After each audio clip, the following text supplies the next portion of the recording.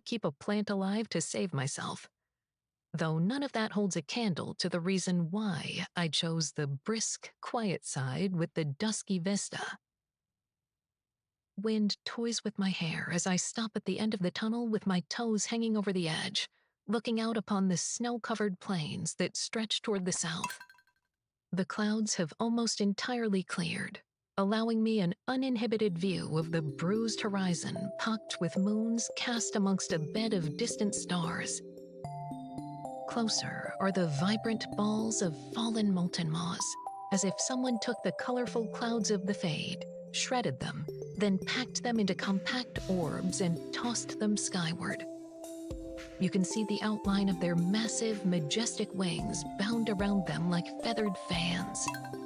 The lanky plumes of their tails that sometimes fail to tuck in before the dying dragon solidifies, looking like flicks of paint. Much farther in the distance are rounds of pearl, iridescent, and gray spilling shards of moonplume light. Radiant bruises smudged against the otherwise dark horizon. There's something poetic about looking up and seeing that which has passed. A soft launch into grief for those who linger below. If I could ball myself up like a moon plume and nestle amongst the stars when I know my time has come, I would. Not that I think many would seek me out, but I'd die knowing I left something bright behind in this beautiful world sketched in so many shades of ugly. I also like the idea of being able to fall from the sky and squash somebody if they piss me off.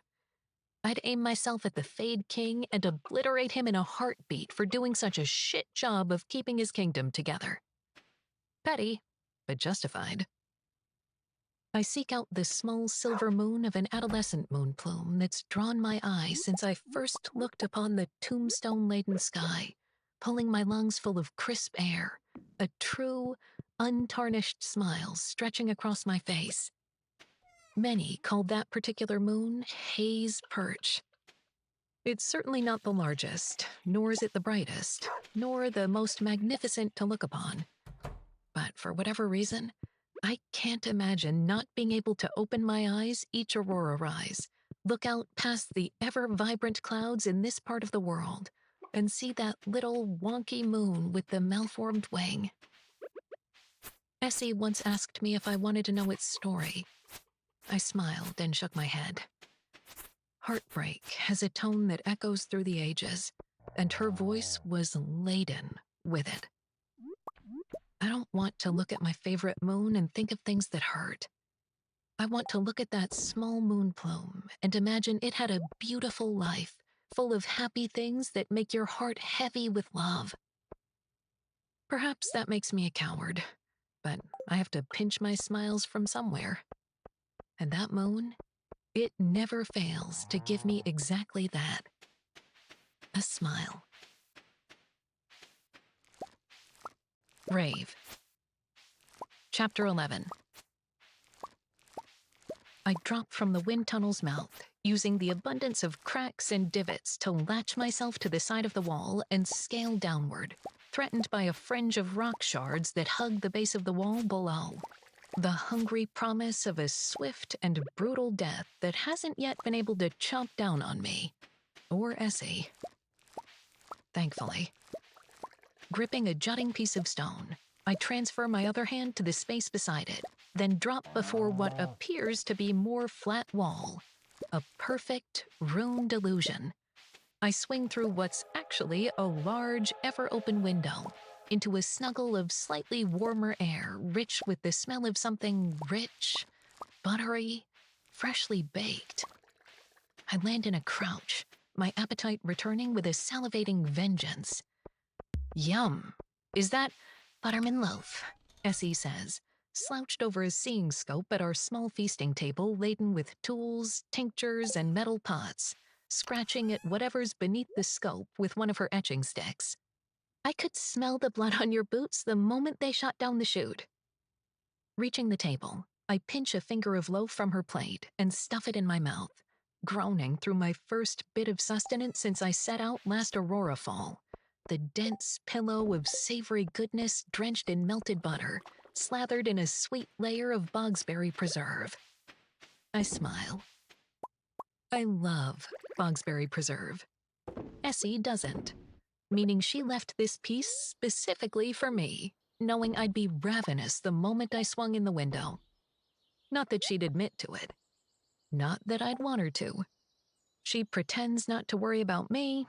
I pretend not to worry about her. We coexist in parallel with zero expectations, bar the odd supply list and the fancy things she makes for me, and it works blissfully. Perfectly. I wouldn't change a thing. Things got messy, I say through my mouthful, moving into our rough-hewn kitchenette. I lift a cloth on the freshly baked loaf and slice off a fat chunk, topping it with a scrape of butter and a dollop of preserve.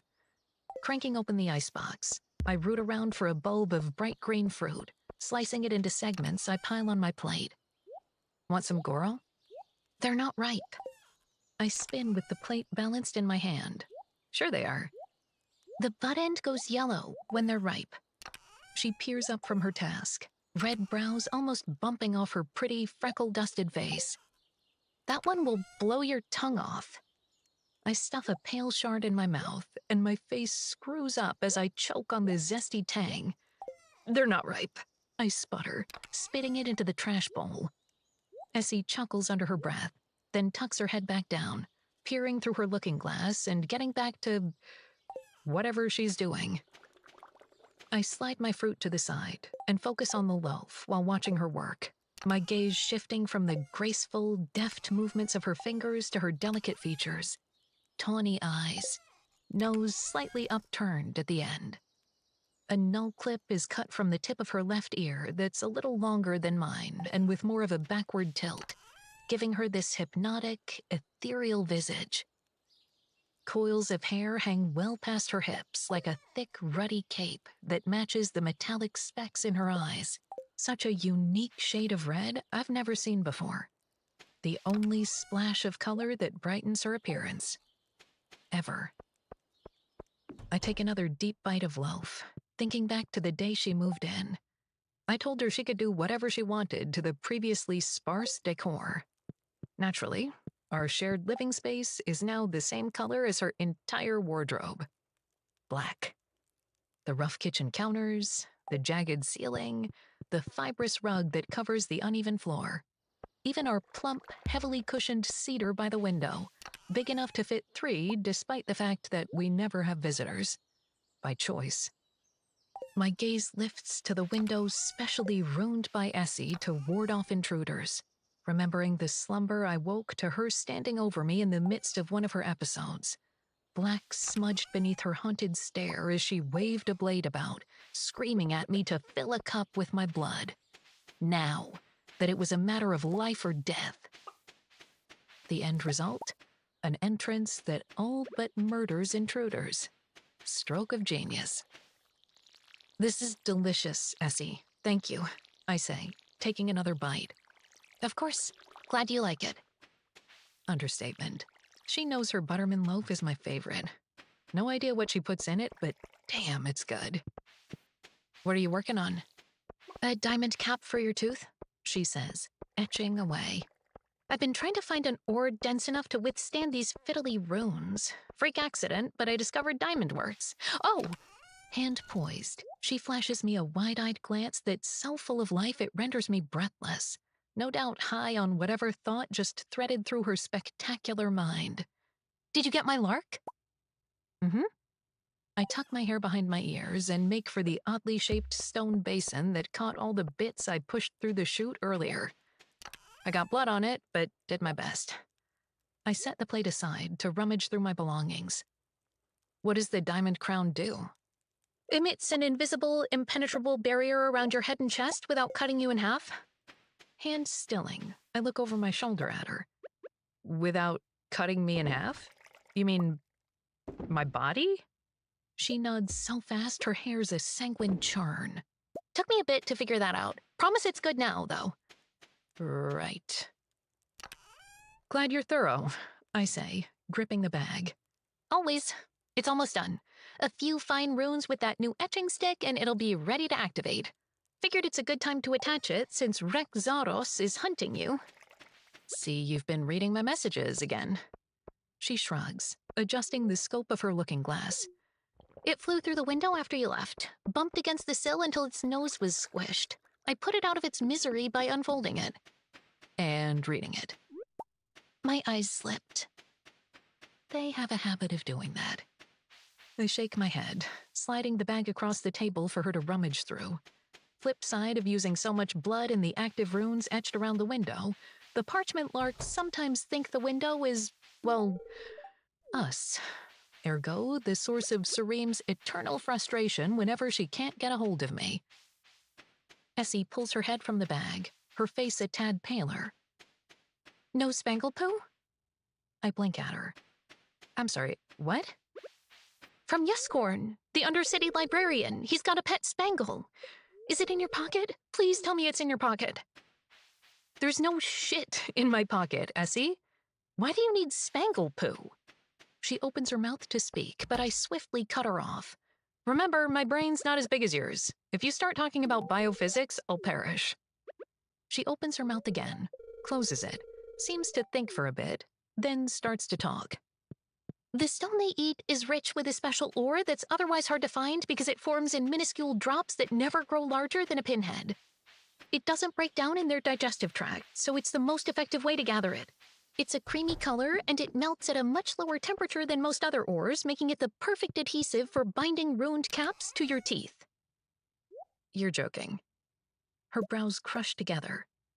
For the first time in my life? All the warmth drains from my face, my hand whipping out to steady myself against the table.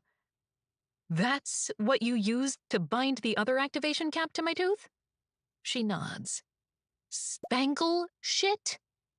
I rinsed the actual feces off, then sterilized the ore, but yes, it had been shat. Creators. I shove my tongue to the right side of my mouth, feeling around said cap. Let's file that under things Rave doesn't need to know, I mutter, making for the cabinet where I pull out a mug. Ever. Noted. I glance back to see her shuffling in her seat, scratching at the back of her head. Given Rex's renowned accolades, I was hoping to get it attached. There's no rush. With this new, rather revolting information, the least amount of rush ever. What if he targets you? I lift the jug of filtered water from our icebox, filling my mug. I've been instructed to lie low, and we both know Rec can't get to me here. The only way we'll clash is if I accidentally run into him on my way to pick up my handsaw and accidentally slit his throat, accidentally going against Sereem's direct orders, and accidentally saving the life of one of my comrades. The only upside to being indispensable? I'm almost certain Sereem won't fatally maim me for the transgression. Just rough me up until she feels like she's got control again. The usual shit. Essie's chair grinds against the floor as I gulp my belly full of water, draining the mug before I place it in the basin and grab a band off the counter, using it to pull my heavy hair back into a high updo. The silence grows prickly and needles me from behind. I turn. Essie's no longer facing her project. She's facing me, hands on her knees, eyes wide and brimming with worry. A look that impales me through the chest so hard I feel it poke out the other side. Stop, I growl. Don't look at me like that. Why is she looking at me like that? Her eyes gloss over with a sheen of sadness that's so much worse. Rave, I can't lose you. We don't do this, Essie. We work just fine the way we are. Don't break something that's not broken. Her brows pinch together as she opens her mouth, but nothing comes out, like the words are too big to wrestle free. Good. They should stay in. I don't want her to tell me she's worried, that she cares. I don't want to say those same words back to her. The folk I care about die. The point is moot, anyway. I spin, rinsing my mug and plate in the basin, eyes firmly cast on the task. I can't go to the Undercity until I receive a lark signaling the all clear. I dry both bits of crockery, put them away, then move to the trough and gather my things. I'm exhausted. I'll get these stupid feathers off my lashes, catch some rest, then collect your spangle shit once I receive a lark from Sareem. Deal? She doesn't answer. When the stretch of silence grows too loud, I spin, looking into her big, tear-filled eyes. Shit. Deal, Essie? Lips pinched into a thin line, she nods, the slow beat of a reluctant agreement. I make for the trapdoor that leads to my suite and lift the hatch, stilling halfway down the steps when Essie's words impale me like a blade thrown between my ribs, wedging deep. I don't like Sareem any more than you do, but for once, I think you should listen to her. Please, Rave, I need... She sighs, pausing before she throws another verbal dagger, this one knocking the breath right out of me. You're the only family I have. I squeeze my lips so tight together, I'm surprised they don't fuse. Essie's broken. Actually, this entire cycle's broken. I need to close the cover on it and flip a new one, a normal one, where folks stop voicing their concerns for my well-being and calling me family. I don't get nice things like that without a price tag too heavy for me to pay. Please don't go to the Undercity without me. You know I hate it when you go down there alone. I step out of her line of sight, swinging the trapdoor back into place with a heavy clunk. My suite is sparse compared to the rest of our living space, the only decoration aside from a single piece of wall art being the moons I've drawn upon my otherwise unpainted ceiling with bits of coal. Essie's never asked why. Though, by the way this day is going, it wouldn't surprise me if she charged down here and dumped the question at my feet like a steaming pile of spangle shit. Damn it, I mutter, lumping my stuff on the ground. I release a heavy sigh, casting my low-lidded stare on my twill pallet stretched across the ground by the large window that dominates my southern wall. No stuffy blankets or pillows. Just comfortable space to curl up and pass out. Something I want to do right now, but if I don't pick these feathers off, I'll wake up looking like a scraggly molten maw mid-molt, missing sprigs of my lashes. Been there, done that. Don't be lazy, Rave. Deal with your shit. I scoop my things off the floor again and move through to my dressing space tucked behind the back wall, hanging my gown, pulling my daggers free from all the hidden compartments like plucking a bird of its plumage.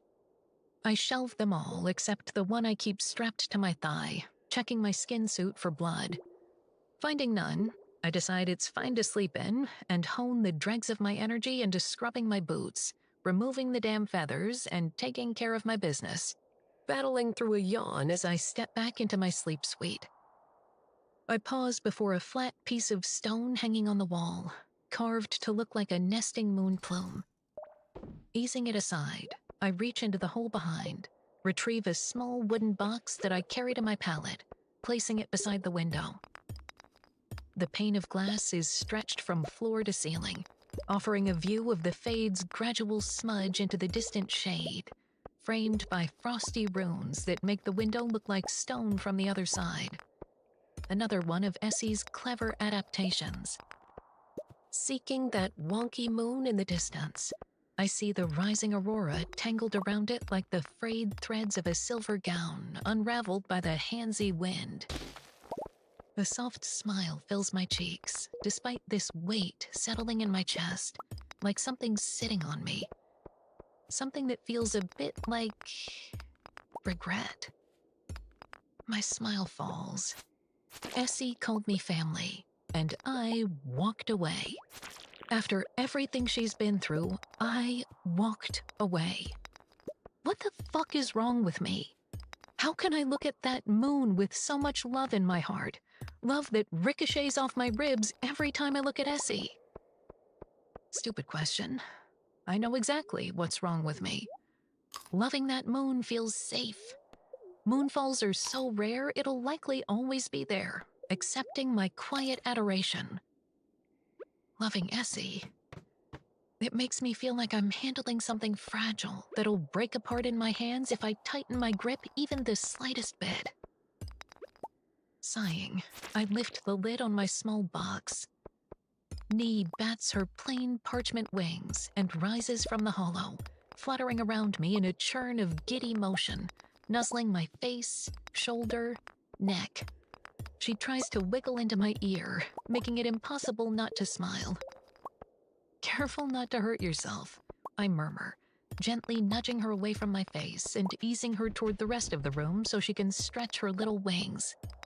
She does a few lofty loops, then tucks her head and plummets. Too fast, too far away. She collides with the floor beak first, and I flinch. Fuck. I scramble up and dash to her, swooping her into my palm. Nee, I really wish you'd stop doing this. She jerks, flipping onto her back, bearing the 3 beautifully scrawled letters visible on her abdomen, the rest of her message tucked within the darts of her streamlined body. N-E-E. I cut her an incredulous glare, unimpressed by the not-so-subtle nudge for me to unfold her. You know, of all the tricks you use to get me to read you, this is my least favorite, I mutter, waiting for her to move again, to dart back into the air and burn off all the energy she's built up while I've been out. Nothing. I'm serious. I jiggle my hand. You look dead. Stop it. Still, she doesn't move. I blow on her. Again.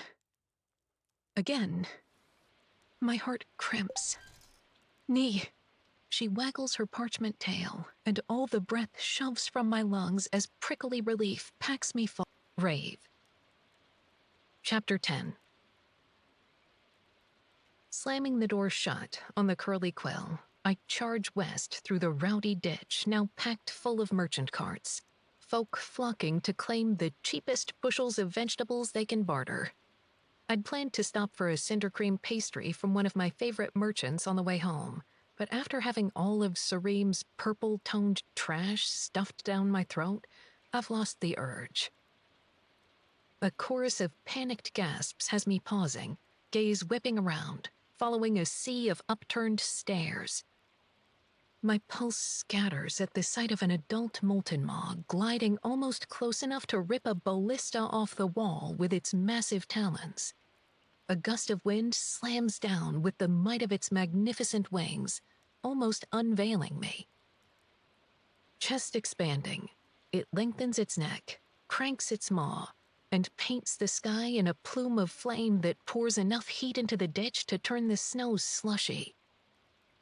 Folks scream, dashing for cover beneath sky bridges that are, in all honesty, completely fucking useless. If that beast decided to turn its head and torch us, I doubt a single one of us could do anything to stop it. Dragonflame doesn't abide by the rules of nature. Ignos's language can't deter it from blistering skin, melting flesh and bone, destroying cities.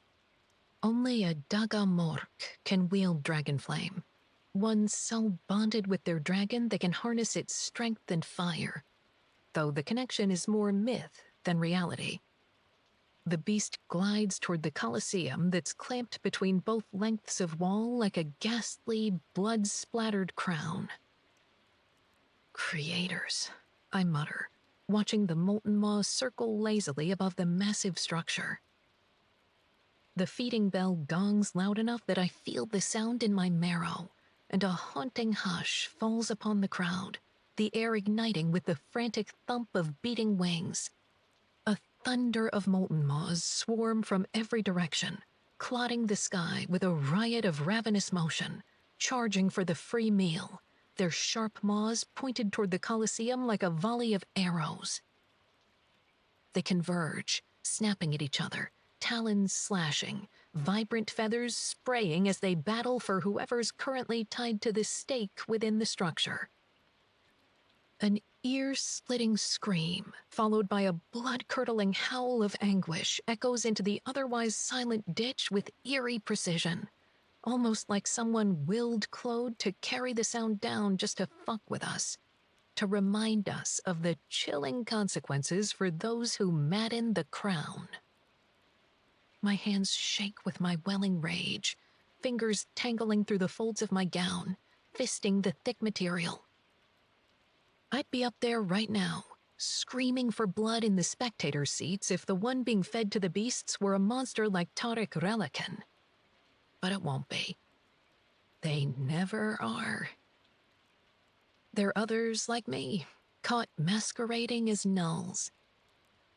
They're folk who speak out against the king, or parents of gifted children who try to keep their young from being forced through the painful screening process required of every offspring. From being shaved, pierced, ripped from their homes in exchange for the crown's prescription bucket of bloodstone, gratitude for their great contribution to the Fade's swelling militia. A paltry bandage for a wounded heart. The searing scream is snipped to the tune of splitting wood, and my guts plummet so fast I'm struck with the urge to vomit. A victorious molten maw shoves from the Colosseum, churns its feathered wings, and heaves into the sky. Blood leaks from its honed mouth as the beautiful, monstrous creature glides west, a sea of heads turning to watch it sail along the wall. All the oxygen wicks from my lungs. In that direction, the wall eventually dips, half swallowed by the molten maw's spawning grounds, Boggith. Whenever they fly west with fresh meat, there's only one place the victim is going to end up. Spat out in a nest, fed to the dragon's young. Live prey. I shiver from the base of my neck all the way to the tips of my toes, my gaze coasting across the silent crowd, most staring skyward through wide eyes, their mouths pinched shut as if under lock and key. Apparently, the Kingdom of the Fade used to be a creator's blessed place to live, where children's giggles echoed through the ditch, where the wispy watercolor sky inspired an era of music and arts. Then our current king was sworn in, caring only for his military might. I'd like to have seen Gore back then, when the kingdom was in its prime. Would like to have experienced the reality that was colorful to the core, not just on the outside. I think that's the living Fallon was referring to. Not this. This can't be it. I swallow the rage boiling up my throat, certain there's enough anger inside me to incinerate this city in a single blow of breath. Even so, I force myself to continue forward, ignoring the feral urge to stalk to the city hutch, hire a carter, and fly west to Drelgod, to where King Kadok currently resides, overseeing his militia. Only a fool would believe I could get close enough to kill him without a fierce amount of backup, the tri-beaded male constantly guarded by dual-beaded elementals and his vicious dragon, making my anger useless. At least until the Elding decides to stop clipping leaves off this malignant tree and start hacking at its roots. I take a zigzag path up the ditch's lofty interior, scaling 31 stories, scanning my surroundings as I cross a crumbling sky bridge and step onto the side of the wall that looks out upon the shade. I skulk down a rough-hewn wind tunnel that reminds me of a choking throat, the ground etched in bands of runes that trigger all sorts of terrible responses for anyone other than myself or Essie. The immediate urge to shit themselves, the sudden loss of vision, like they fell headfirst into the shade's inky sky. And my personal favorite, the unnerving belief that a molten maw just stuffed its beak down this very tunnel and is trying to pluck them out like a bug in a hole. I pause by what looks very much like a rubbish chute for the velvet trog and unlace my bodice, revealing a fadestone brown skin suit that's snug against my form and much easier to climb in. Bundling my veil, boots, bodice, and supply bag within the folds of my skirt, I post the package, watching it shoot diagonally down, then disappear from sight. Most prefer to make their homes on the other side of the wall, where sunlight shafts through colorful windows and fills rooms with warmth, where folk can line their sills with potted vegetables that thrive in its constant flow. Not me. I like the cold, and I can't keep a plant alive to save myself. Though none of that holds a candle to the reason why I chose the brisk, quiet side with the dusky vista. Wind toys with my hair as I stop at the end of the tunnel with my toes hanging over the edge, looking out upon the snow-covered plains that stretch toward the south. The clouds have almost entirely cleared, allowing me an uninhibited view of the bruised horizon pocked with moons cast amongst a bed of distant stars. Closer are the vibrant balls of fallen molten moss, as if someone took the colorful clouds of the fade, shredded them, then packed them into compact orbs and tossed them skyward. You can see the outline of their massive, majestic wings bound around them like feathered fans. The lanky plumes of their tails that sometimes fail to tuck in before the dying dragon solidifies, looking like flicks of paint. Much farther in the distance are rounds of pearl, iridescent, and gray spilling shards of moonplume light, radiant bruises smudged against the otherwise dark horizon. There's something poetic about looking up and seeing that which has passed. A soft launch into grief for those who linger below. If I could ball myself up like a moon plume and nestle amongst the stars when I know my time has come, I would. Not that I think many would seek me out, but I'd die knowing I left something bright behind in this beautiful world sketched in so many shades of ugly. I also like the idea of being able to fall from the sky and squash somebody if they piss me off. I'd aim myself at the Fade King and obliterate him in a heartbeat for doing such a shit job of keeping his kingdom together. Petty, but justified. I seek out the small silver moon of an adolescent moon plume that's drawn my eye since I first looked upon the tombstone-laden sky, pulling my lungs full of crisp air, a true, untarnished smile stretching across my face. Many called that particular moon Haze Perch. It's certainly not the largest, nor is it the brightest, nor the most magnificent to look upon. But for whatever reason, I can't imagine not being able to open my eyes each aurora rise, look out past the ever-vibrant clouds in this part of the world, and see that little wonky moon with the malformed wing. Essie once asked me if I wanted to know its story. I smiled and shook my head. Heartbreak has a tone that echoes through the ages, and her voice was laden with it. I don't want to look at my favorite moon and think of things that hurt. I want to look at that small moon plume and imagine it had a beautiful life, full of happy things that make your heart heavy with love. Perhaps that makes me a coward, but I have to pinch my smiles from somewhere. And that moon, it never fails to give me exactly that. A smile. Rave. Chapter 11. I drop from the wind tunnel's mouth, using the abundance of cracks and divots to latch myself to the side of the wall and scale downward, threatened by a fringe of rock shards that hug the base of the wall below. The hungry promise of a swift and brutal death that hasn't yet been able to chomp down on me. Or Essie. Thankfully. Gripping a jutting piece of stone, I transfer my other hand to the space beside it, then drop before what appears to be more flat wall. A perfect rune delusion. I swing through what's actually a large, ever-open window, into a snuggle of slightly warmer air, rich with the smell of something rich, buttery, freshly baked. I land in a crouch, my appetite returning with a salivating vengeance. Yum! Is that butterman loaf? Essie says, slouched over a seeing scope at our small feasting table laden with tools, tinctures, and metal pots, scratching at whatever's beneath the scope with one of her etching sticks. I could smell the blood on your boots the moment they shot down the chute. Reaching the table, I pinch a finger of loaf from her plate and stuff it in my mouth, groaning through my first bit of sustenance since I set out last Aurora fall. The dense pillow of savory goodness drenched in melted butter, slathered in a sweet layer of bogsberry preserve. I smile. I love bogsberry preserve.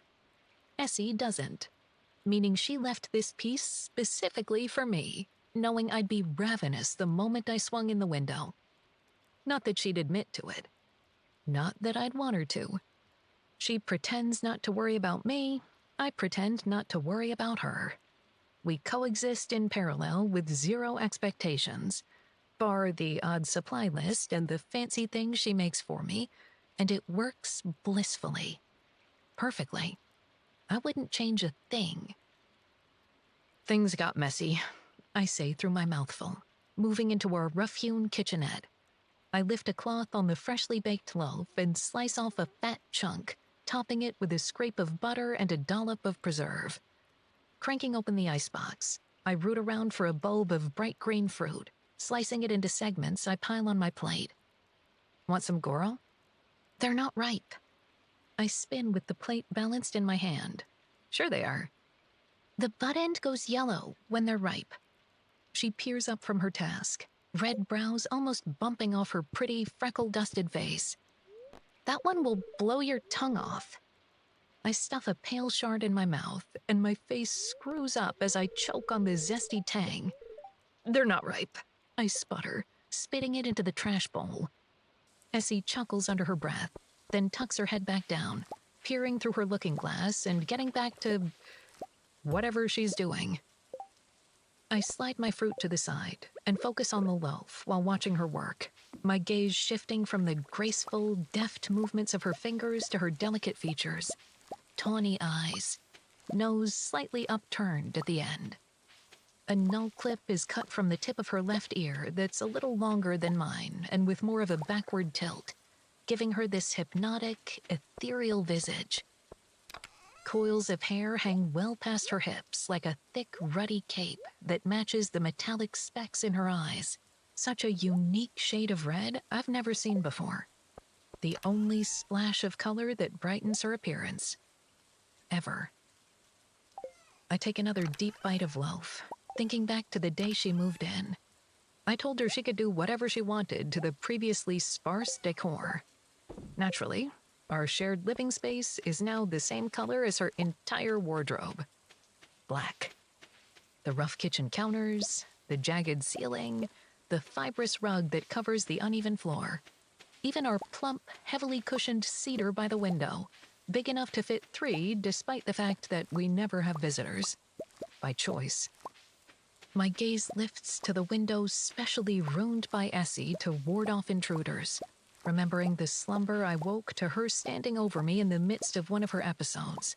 Black smudged beneath her haunted stare as she waved a blade about, screaming at me to fill a cup with my blood. Now, that it was a matter of life or death. The end result? An entrance that all but murders intruders. Stroke of genius. This is delicious, Essie. Thank you, I say, taking another bite. Of course. Glad you like it. Understatement. She knows her butterman loaf is my favorite. No idea what she puts in it, but damn, it's good. What are you working on? A diamond cap for your tooth, she says, etching away. I've been trying to find an ore dense enough to withstand these fiddly runes. Freak accident, but I discovered diamond works. Oh! Hand poised, she flashes me a wide-eyed glance that's so full of life it renders me breathless. No doubt high on whatever thought just threaded through her spectacular mind. Did you get my lark? Mm-hmm. I tuck my hair behind my ears and make for the oddly shaped stone basin that caught all the bits I pushed through the chute earlier. I got blood on it, but did my best. I set the plate aside to rummage through my belongings. What does the diamond crown do? Emits an invisible, impenetrable barrier around your head and chest without cutting you in half. Hand stilling, I look over my shoulder at her. Without cutting me in half? You mean my body? She nods so fast her hair's a sanguine churn. Took me a bit to figure that out. Promise it's good now, though. Right. Glad you're thorough, I say, gripping the bag. Always. It's almost done. A few fine runes with that new etching stick and it'll be ready to activate. Figured it's a good time to attach it since Rex Zaros is hunting you. See, you've been reading my messages again. She shrugs, adjusting the scope of her looking glass. It flew through the window after you left, bumped against the sill until its nose was squished. I put it out of its misery by unfolding it. And reading it. My eyes slipped. They have a habit of doing that. I shake my head, sliding the bag across the table for her to rummage through. Flip side of using so much blood in the active runes etched around the window, the parchment larks sometimes think the window is, well, us. Ergo, the source of Sereem's eternal frustration whenever she can't get a hold of me. Essie pulls her head from the bag, her face a tad paler. No spangle poo? I blink at her. I'm sorry, what? From Yescorn, the Undercity librarian. He's got a pet spangle. Is it in your pocket? Please tell me it's in your pocket. There's no shit in my pocket, Essie. Why do you need spangle poo? She opens her mouth to speak, but I swiftly cut her off. Remember, my brain's not as big as yours. If you start talking about biophysics, I'll perish. She opens her mouth again, closes it, seems to think for a bit, then starts to talk. The stone they eat is rich with a special ore that's otherwise hard to find because it forms in minuscule drops that never grow larger than a pinhead. It doesn't break down in their digestive tract, feathers, and taking care of my business. Battle swooping her into my palm. Nee, I really wish you'd stop doing this. She jerks, flipping onto her back, bearing the 3 beautifully scrawled letters visible on her abdomen, the rest of her message tucked within the darts of her streamlined body. N-E-E. I cut her an incredulous glare, unimpressed by the not-so-subtle nudge for me to unfold her. You know, of all the tricks you use to get me to read you, this is my least favorite, I mutter, waiting for her to move again, to dart back into the air and burn off all the energy she's built up while I've been out. Nothing. I'm serious. I jiggle my hand. You look dead. Stop it. Still, she doesn't move. I blow on her. Again. Again. My heart crimps. Nee. She waggles her parchment tail, and all the breath shoves from my lungs as prickly relief packs me full. I shake my head, rubbing my sternum. This is called rewarding bad behavior, I grouse, gently unfolding her crushed beak, head, tail, wings, then body, bearing her message that's more than 5 phases old. I need you. 3 small words I'm certain were never meant for me. Not that it stopped me reading them again and again. I devour the delicate sweep of each tailored letter, brushing the pad of my thumb across them like a knee belly scratch as I recall the moment she came to me. She must have gotten lost on her journey to whoever she was intended for, instead nuzzling into the crook of my neck like she was seeking comfort from a storm. I'd opened her, read her message, and realized how important she was. Come from somebody who was not okay, though they perhaps didn't know how to say it aloud. I'd folded her up and blown her back to the sky, asking Claude to carry her high into the currents so she could recalibrate and head in the right direction. Find the one she was intended for. The next rise, I'd woken to her resting in my palm, a tear in her wing and a very squished nose, like she'd battled against Claude's currents, and won. Hard to part with her after that. I sweep my thumb over those 3 words again, then gently fold her back up, flattening her beak crimp and checking that her rip hasn't gotten any bigger. She bursts from my hand in a flutter of motion and bats about the room like she's burning off a furnace full of energy. If you're not more careful, I'll pack the room with down feathers, I warn, and she flips through the air, swooping toward me in a wobbly glide, dipping into the crook of my neck, where she nuzzles in. I settle my hand atop her and rock until she stops wiggling, my thoughts drifting back to Essie, to the jarring way she looked at me through those big eyes glazed with too much.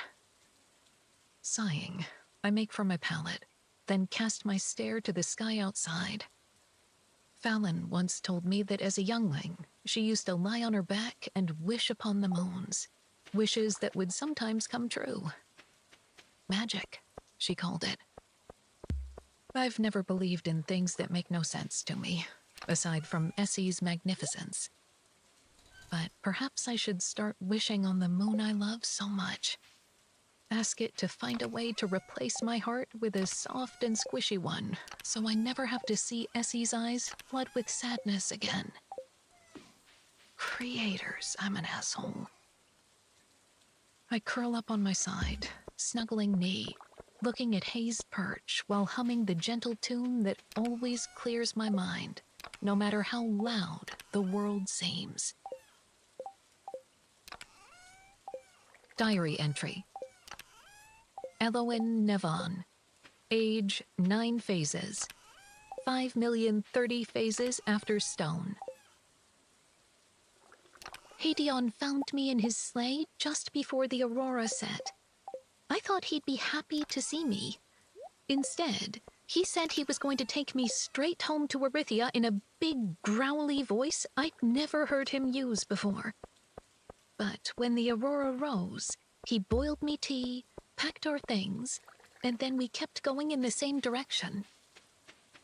I think he forgave me a little bit because he gave me a butterberry chew this slumber after we ate some felt-ringed fungus soup.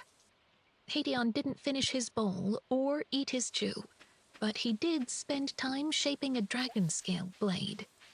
He told me we'll be there in 3 aurora cycles, that we'll spend 1 slumber in the hatching hut on the outskirts of Netherin before he leaves at aurora rise right when the mommy moon plumes go off to hunt. That I'm not to leave the hatching hut until he returns or 3 slumbers have passed without him. Seems a bit silly to me, since I didn't hide in his sleigh to sit in a hut and eat butterberry chews. I came to get my own moon plume egg. Khan. Chapter 13. Seated in the back of a gloomy booth, I keep my hood up despite the velvet curtains pulled shut so nobody can see in. My only companion is a heavy mug of mead I bring to my mouth, drawing a frothy glug of the thick, bitter-tasting liquid. Hissing through my teeth, I bang it back on the table, scowling. The mead in this city tastes like it's been distilled in a muddy barrel, but I prefer it over the murky water that's twice as dirty and leaves grit in your teeth. The quenching warmth takes only the sharpest edge off this feeling in my chest, like I've been rattled so hard my bones split and stabbed me through. I know it wasn't her, that it's impossible, that I'm going mad, and have been for phases. Still, those eyes, that scent, that voice. Growling, I lift the mug to my lips again. The curtain parts. A hooded female with a proud but delicate stature steps into the confines of my booth, chased by a parchment lark that nudges her shoulder, urging her to snatch it up. She does, sighing. Forging myself into a vision of false composure, I draw another muddy sip, swallowing as she settles in the seat opposite me, face hidden within the cowl of her cloak. Surprised to see my brother let you out of his sight again, I rumble, setting the mug back on the table. Princess. Kazari pushes back her hood, brows raised as she regards me through haunting azure eyes. Her white hair hangs well past her waist, bound in a braid almost thicker than my wrist. Her complexion so pale I can see the web of veins beneath the skin of her hands. My gaze lifts to the diadem clinging to her forehead, the black ether stone sitting central amongst the curls of silver metal she's been crowned with since the day she took her first breath. It's been a while since I saw her last, since Vea and I went to Mah's special place and found her there. Realized she'd been there for a while. Holed up. Hiding. Not the first time she'd run away. Obviously not the last. She reaches toward the sconce protruding from the wall like a gnarled claw and dangles the still fluttering, unread parchment lark over the flame. Fire gobbles it up. Her fingers pinching the thing until it's almost gone before she drops it to the stone table and watches it turn to ash. I frown. I'm devoted to the creators now, she announces, brushing off her hands, reaching over the lark's corpse to steal my mug. I took the oath of chastity. You're my niece. The last thing I want to talk about is your chastity. I can do whatever I want now that Pa's no longer afraid of losing me. Lie, I growl, low enough my voice won't carry beyond the curtain to where a lone fiddle player is carving a tune in the common area beyond. Your moon plume isn't in the imperial hutch I purposely inspected before meeting you here. And we both know you wouldn't trust her with some loose-lipped city wrangler. She rolls her eyes, finally thieving a sip of my mead, face scrunching as her eyes narrow on the offending drink. You came via a carter, I declare, and she thumps the mug back on the table. You smuggled yourself out of Arithia after your unveiling ceremony while the skies were busy, figuring it would take your Pa longer to notice. How very astute of you. Your drink tastes like mud. It's an acquired taste you'll have to get used to if you intend to spend the rest of your long existence as a fugitive, carving out a life for yourself in a broken kingdom that's no place for a sheltered princess with no wits about the world. She arches a brow. Who shat in your stew? Who taught you to speak like that? The smallest smile pulls at her lips. Guess I'm not as sheltered as you think. I grunt. Doubtful. Silence reigns long enough that she clears her throat, her gaze dropping to the drink still clutched in her hand. I, appreciate you agreeing to meet with me. You saved me from a very long trip across the Botanic Plains. She was on her way to Dom, then. I wasn't aware I had a choice, I say, crossing my arms, head tipped as I regard her in the firelight. Your lark was firmly worded. I'm not used to being ordered around. Not sure I'd take it from anyone else. Her cheeks redden, and she nips a guilty glance at me from beneath pale brows. Sorry, my tutor taught me to lead with a firm hand. His methods were questionable, but I guess some of his teachings had merit. Firm hand? I raise a brow. Wait. Don't look at me like that. Still, I fucking wait. She sighs, drops her gaze to the drink, then blurts, It was nothing. Just silly things like punishing me with a riding whip across my knuckles whenever I forgot to link my letters. My blood turns to magma. He whipped you for forgetting to link your letters? I ask, my steady voice betraying none of the violence roiling through my veins. Asshole, I know. But Pa says only folk with weak hearts complain. So instead, I wrote my tutor hate sonnets I'd send fluttering into the fire, she says, boasting a victorious smirk, like she thinks that rights his wrongs. Now, every time I write something with my perfectly linked script, I want to punch him in the throat. Not that I know how to punch, but I'd like to do it anyway. I'd like to cut off his head. Her wide eyes snap to mine. She opens her mouth, closes it, shakes her head, dropping her gaze to the drink again. She probably thinks I'm joking. I'm not. I'd like to cut off her pa's head, too, though I don't say that. Was that why you used to run away? No. She snatches my drink and gulps deep enough my brows pull together, then lowers the mug, cringing. Why are you in the Fade anyway? Hunting for something. Queen owes me a favor. Cadox and Draugad, I shrug. Timing was opportune. And if he finds out? He won't. Not unless you tell on me. Might consider it. I'm pretty offended by the taste of this drink you let me sip without prior warning.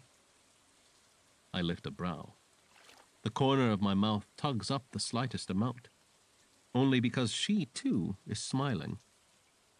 There one instant, gone the next. My own falls. You need help with something. She settles the drink on the table, much softer this time, still nursing the mug while she looks into its half-drained depths and worries her bottom lip. I sigh. Leaning forward, I plant my forearms on the table. What is it, princess?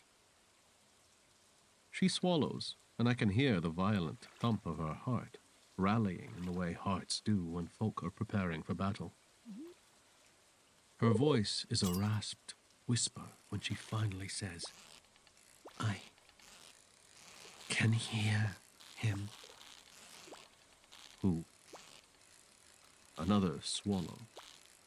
And she looks up at me with glazed eyes, lifting a pale hand to her diadem. To the ether stone. My blood turns to ice.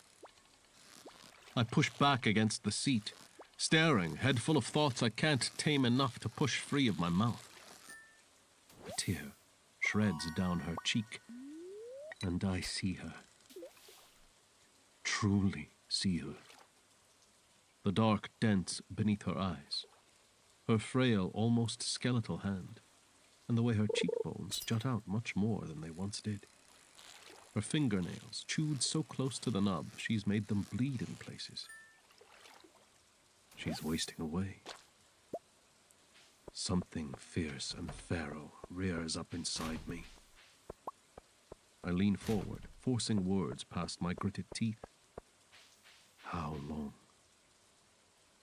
She blinks, releasing another tear she's quick to dash away as she drops her stare to the tabletop. I'm not certain. My nursemaids said I screamed non-stop the first few cycles after I was born, which they considered strange because the diadem was expected to weaken me. They suspected I could already hear the creators and that I screamed to drown out their prattle, so they clipped an iron necklace on me. Said I immediately calmed. I swallow thickly. I'd heard she was a restless youngling, but I put it down to the echo of trauma from her start in this world. A world I've grown to hate. But as I grew older, the silence itched at me in ways I can't describe, and I couldn't shake this feeling that I was missing something. When I was just shy of 18, I took the necklace off, and all I heard was wailing. She rasps. My throat dries. His fear, his sadness, it flowed through me like a stream. I felt like I was being ripped apart, piece by piece. Her gaze flicks up to meet mine, and I think a spear through the heart might hurt less. There's so much pain in those big blue eyes. I put the necklace back on, she says, wiping her cheeks with her sleeve.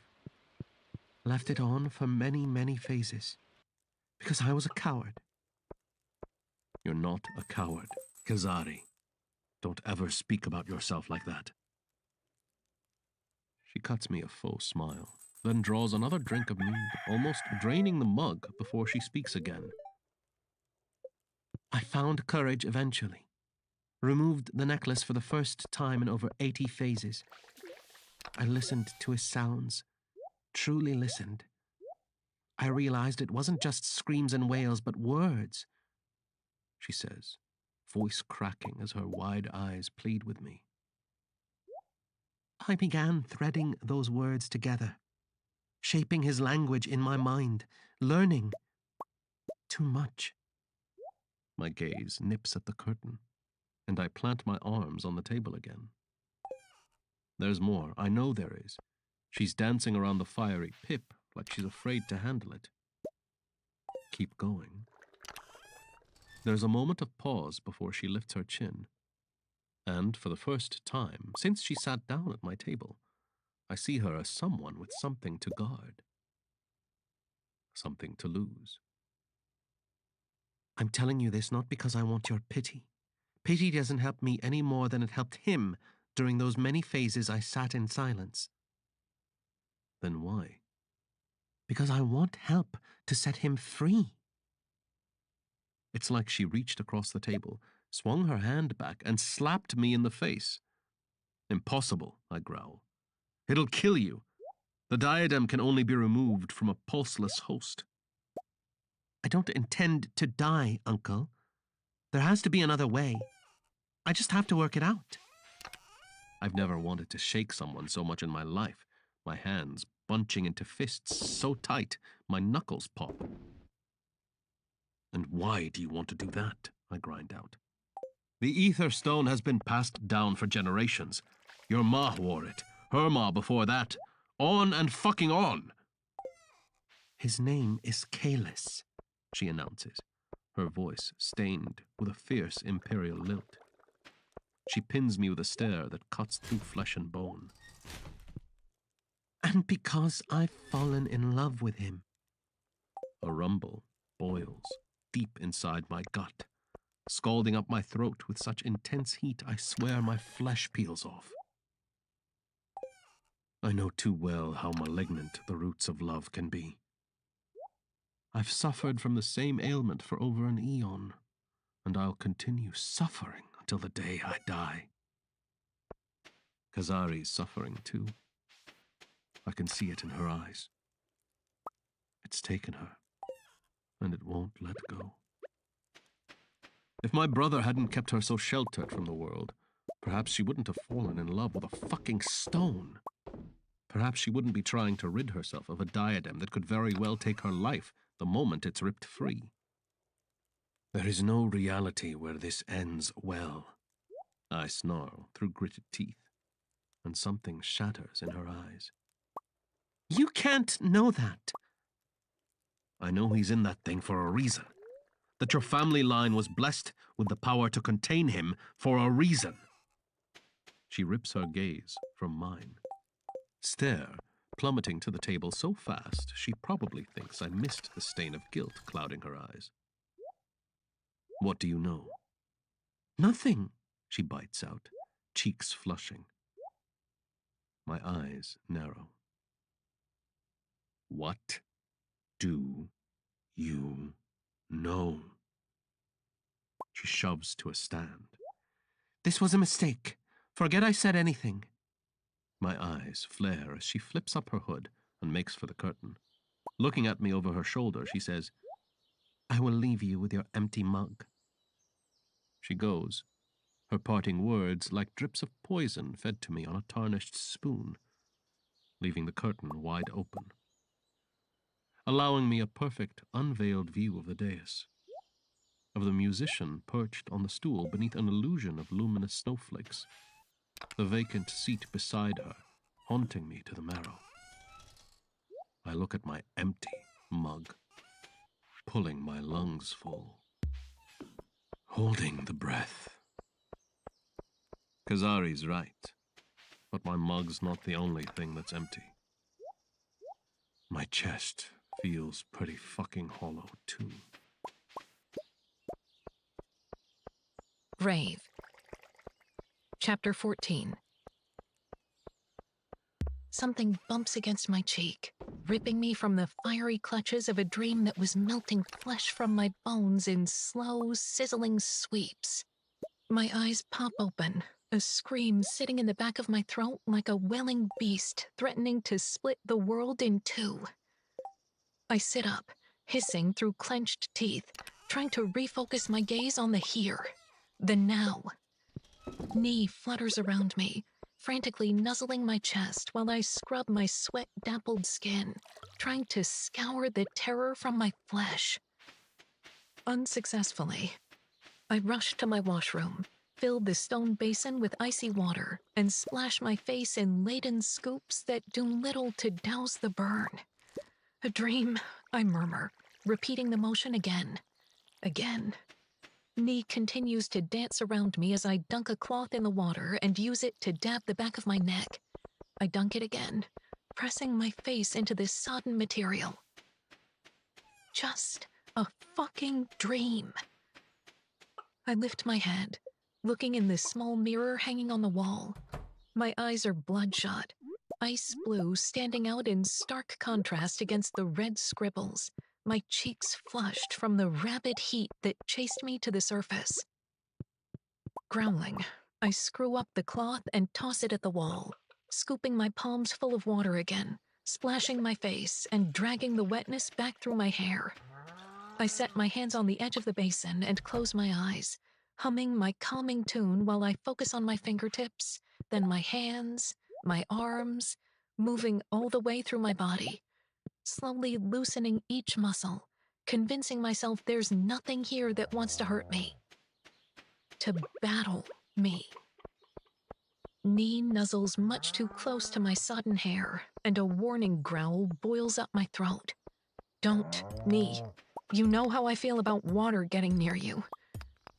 With a burst of fluttering motion, she rises above my head instead, circling a safe distance away.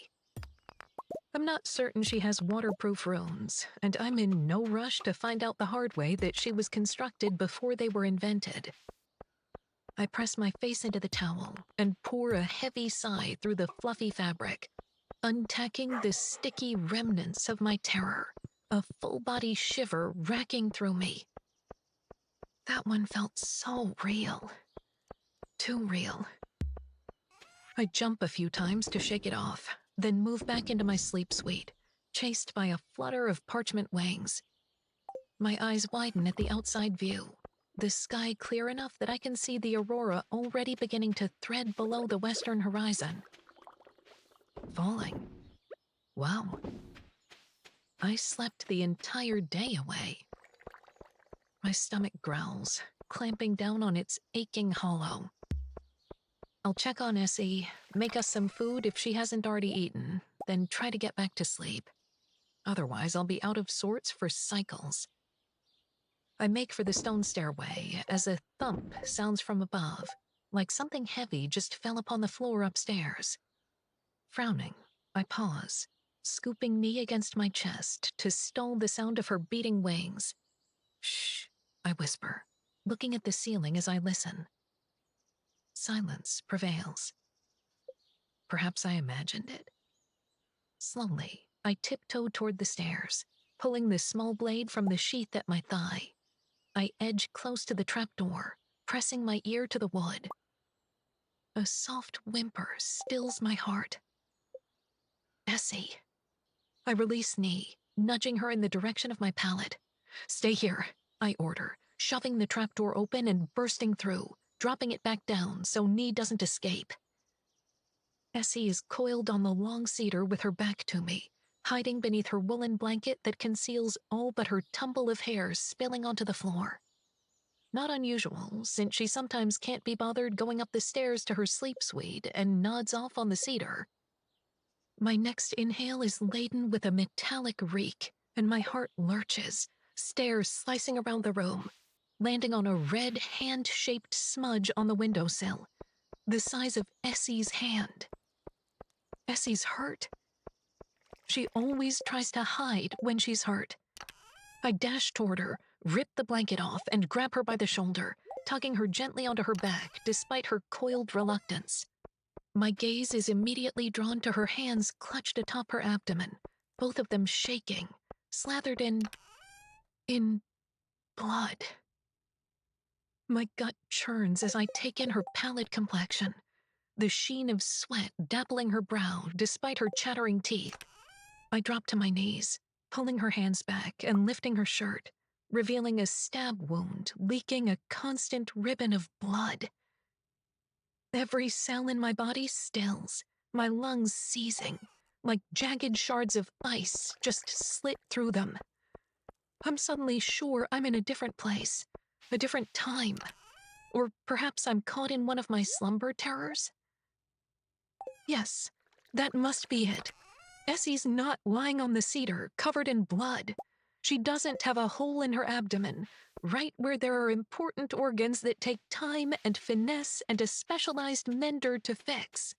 No, she's sitting at the table, working on a diamond cap she's been obsessing over, eating butterman loaf that makes our house smell like a home. This isn't real.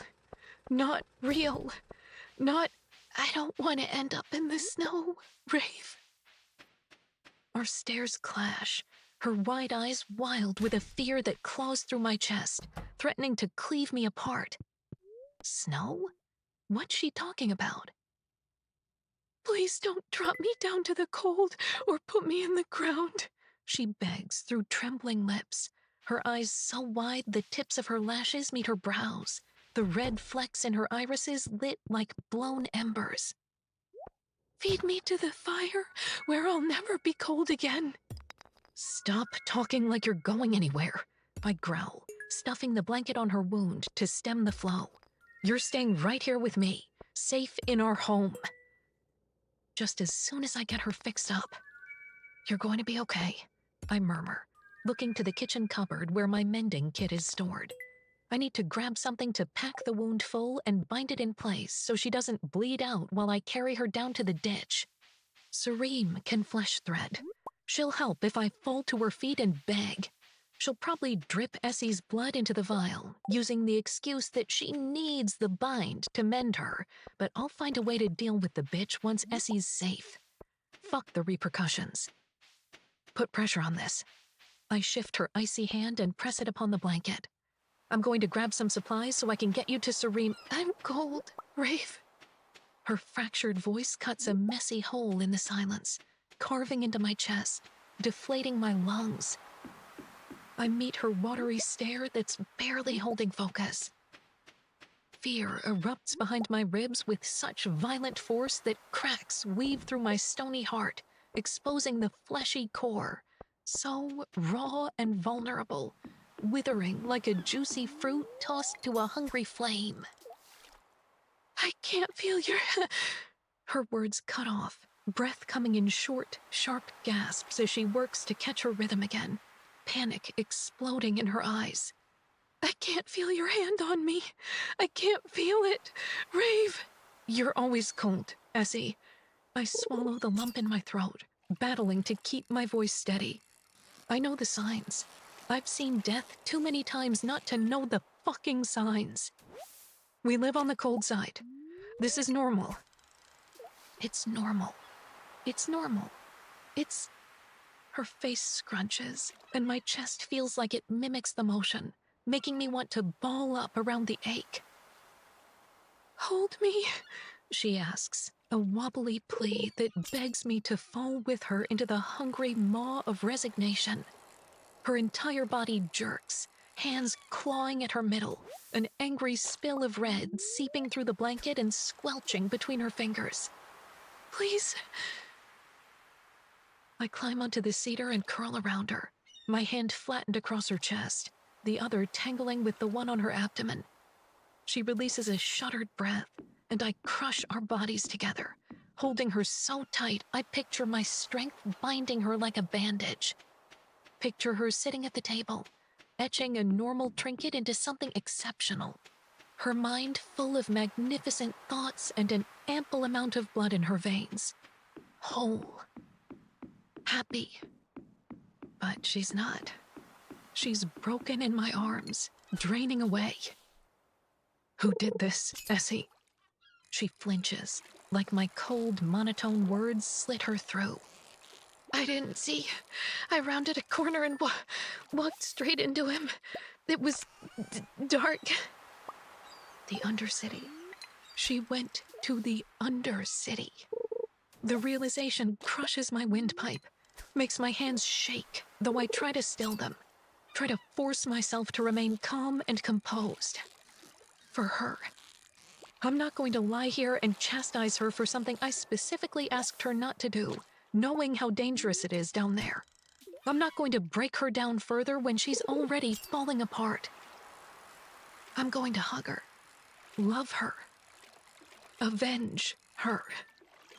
He was hooded.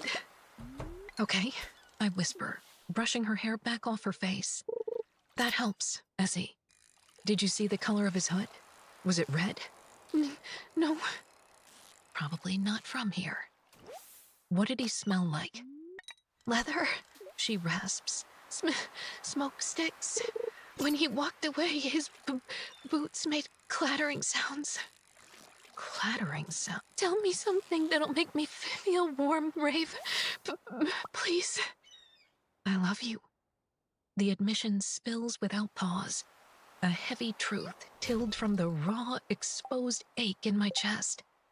I realized the words were there all this time, tucked beneath my calloused bits, hiding in a place I thought they were safe. Nothing's ever safe.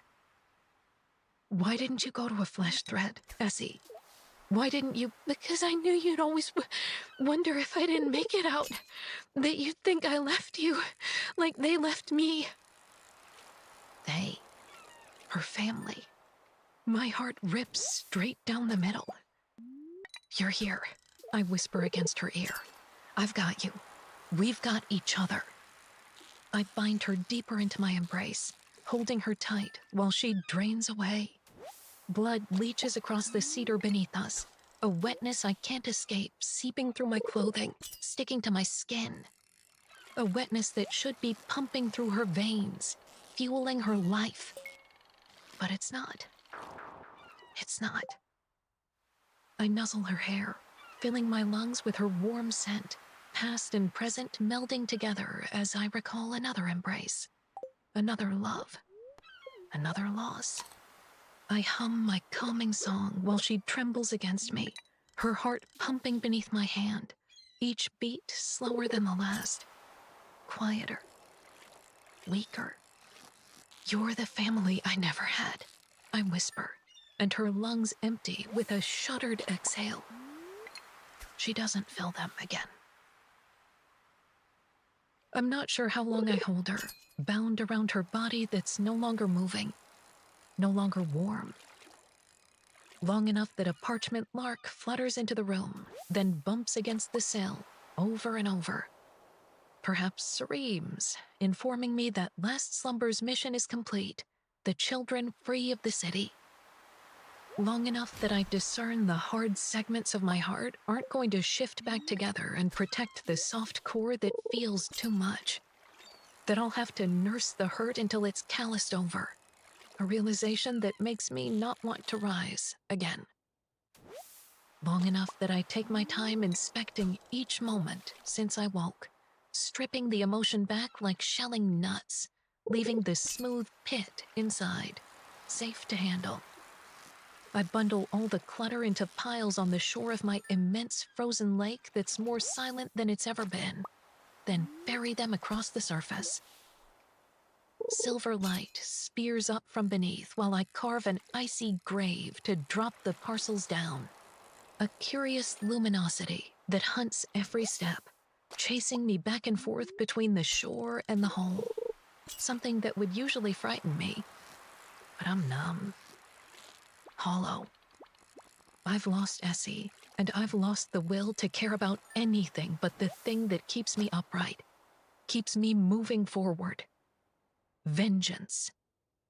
Dropping the final package beneath the frosty expanse, I rise back into myself, raising my hand to brush Essie's hair back from her too pale face. You sleep. Eyes squeezed shut, I kiss her temple, letting the moment linger. I'm going to find whoever did this to you, I pledge against her cold skin. I'm going to find them, Essie. And I'm going to make them hurt. I tug my arm from beneath her stiff body, my bottom lip trembling as I untangle our legs and step off the cedar. I swathe the blanket around her shoulders to keep her nice and warm, then make for the stairs on unsteady legs, bracing myself against the wall so I can heft the trapdoor up. Knee swarms free in a wobbly waggle, bumping against my cheek, neck, and chest while I go about the motions of moving down the stairs, eyes cast blankly ahead. Not bothering to remove my blood-stained skin suit, I strap a sheath to my other thigh, tucking the many pockets full of small dragon-scale daggers, while Knee continues to bump against me in a frenzied flutter. She nosedives toward the ground, but I pinch her from the air, gently setting her on a shelf. Not that she stays there long. Motions becoming sharp and precise, I thread my arms through my leather bandolier laden with iron blades, stuffing my feet in black boots and lacing them to the knee. I bind a veil around my neck, then move up the stairs, chased by the sound of parchment wings. I pause by the table while Knee bumps, bumps, bumps. She nuzzles into my neck like she thinks she's safe. She's not. Nobody I care about ever is. I swallow the thickening lump in my throat and snatch a quill, dip it in a pot of ink, then swoop Knee into my hand and unpleat her face, tail, wings, and body, flattening her upon the table where I read her message, one final time. I need you. No, you don't, I rasp, scratching the words upon the parchment in my less-than-perfect handwriting, butchering beautiful Knee into something far less tender, less vulnerable. I need you. No, you don't. The backs of my eyes burn as I fold her up again, tarnishing her with a smudge of Essie's blood as I work her back into shape. My fingers linger over the final fold, one I haven't pressed before. The activation line that will return Knee to her sender. My gaze lifts to Essie, still and silent on the cedar. Dead. My fingers pinch of their own accord, crimping the fold into place. Knee wiggles to life, her flapping motions smooth and mechanical, void of everything that makes her her. That ache in my chest intensifies as she glides toward the window in a steady flutter without another neck nudge or giddy swirl, and I know she's gone. That her soul has slipped free, and that whatever magic tethered her to me, it's not there anymore. Just like Essie's not here anymore. Just like Fallon. I cut off the thought, clear my throat, and force myself to watch Knee pass through the window and disappear from sight, into the merciless sky, stuffing down the temptation to rip off my ring, to beg Claude to bring her back to me with a push of wind. No. I move to the kitchen and pack the trough with rags that trail over the edge, making a path to the rug. Then I pull a bottle of sterilizing spirits from the cupboard of mending supplies, crack the lid, and douse the rags. The rug. The blanket keeping Essie warm. I douse the corner of another small cloth, tuck it in my sheath with a stick of flint, then move toward the window, pausing by the cedar where I drop to a kneel. Brushing my hand through Essie's hair, I take in the sharp slopes of her ethereal face. Too beautiful for this world. Too pure. I love you, I whisper, mapping her freckles, storing the vision of her somewhere safe where I can treasure it forever. I'm going to take away the cold, okay? The silence that follows is a cruel taunt that rips at the contents of my chest, like a molten maw is caught within me, slashing, feasting. With a final kiss on her temple, I force myself to turn, to climb out the window and up the blood-stained wall, sullying my hands with more of her. I pull myself into the wind tunnel, stare stabbed at the drop chute as I push to my feet. feed me to the fire where I'll never be cold again. My face crumbles, then knots into a savage twist despite the reluctant shudder tilled from my ashen past. The thought of burning Essie's body, it makes me want to bunch up and scream. The idea of casting her in flames goes against the grain of everything that shaped me into who I am this day. But I will not cower from this fire she asked me for. I will not fail her again. I pull the cloth and flint from my sheath and force myself forward a single wobbly step, hand trembling, soul squirming. Teeth gritted, I scour the flint across the stone wall, catching the spark on the cloth. It bursts into flames so fast they nip at my skin, and panic wraps its hands around my throat, squeezing so hard I can barely breathe. But I maintain my trembling hold on the cloth, forcing 3 strangled words past my chattering teeth. I'm sorry, Essie. I'm sorry I couldn't keep you safe. That I never said I love you before you were dying in my arms. I'm sorry I wasn't the family you deserved. I flick the flaming cloth down the chute, followed by the flint, staggering back from the blow of heat that blasts my face, choking on the pour of smoke. There's the sound of glass shattering, and I squeeze my eyes shut, picturing her jars of tinctures popping, one by one. The heat intensifies, and I picture the rug burning, the smell of fried flesh coming to me too soon. Too fucking soon. A strangled sob squeezes up my throat as I stagger back from the heat. The smell, clapping my hand upon my mouth. Something clatters against my boot. I open my eyes, looking to the ground splotched red, to the bloody blade resting by my foot, and the leather satchel beside it. Black. Essie's. My heart lurches, like something just tossed it against my ribs so hard I'm surprised they didn't fracture. Tentatively, I bend down and flick the mouth of the bag aside to peer in, seeing a book and a frosted jar. A book she must have gotten from the library. From the Undercity. I don't bother opening the jar, knowing exactly what's within. The final ingredient she required to bind the diamond cap to my tooth. The cap she'd made to protect me. My lungs constrict. I reach for the dagger Essie must have pulled from her abdomen. The dagger that did this to her. That took her from me. I'm about to sheath it next to my own when something catches my eye. A slithering motion on the flat face of the blade. Every cell in my body stills as Essie's blood congeals into a collection of ruddy letters. Undercity. R-Z. A summons. For me. From Rek Zaros. The blade slips from my hand, clatters to the ground. He's narrowed his eyes on me, discovered where I live, taken down Essie to lure me out. Somehow. Which means it's my fault she snuck out to the Undercity.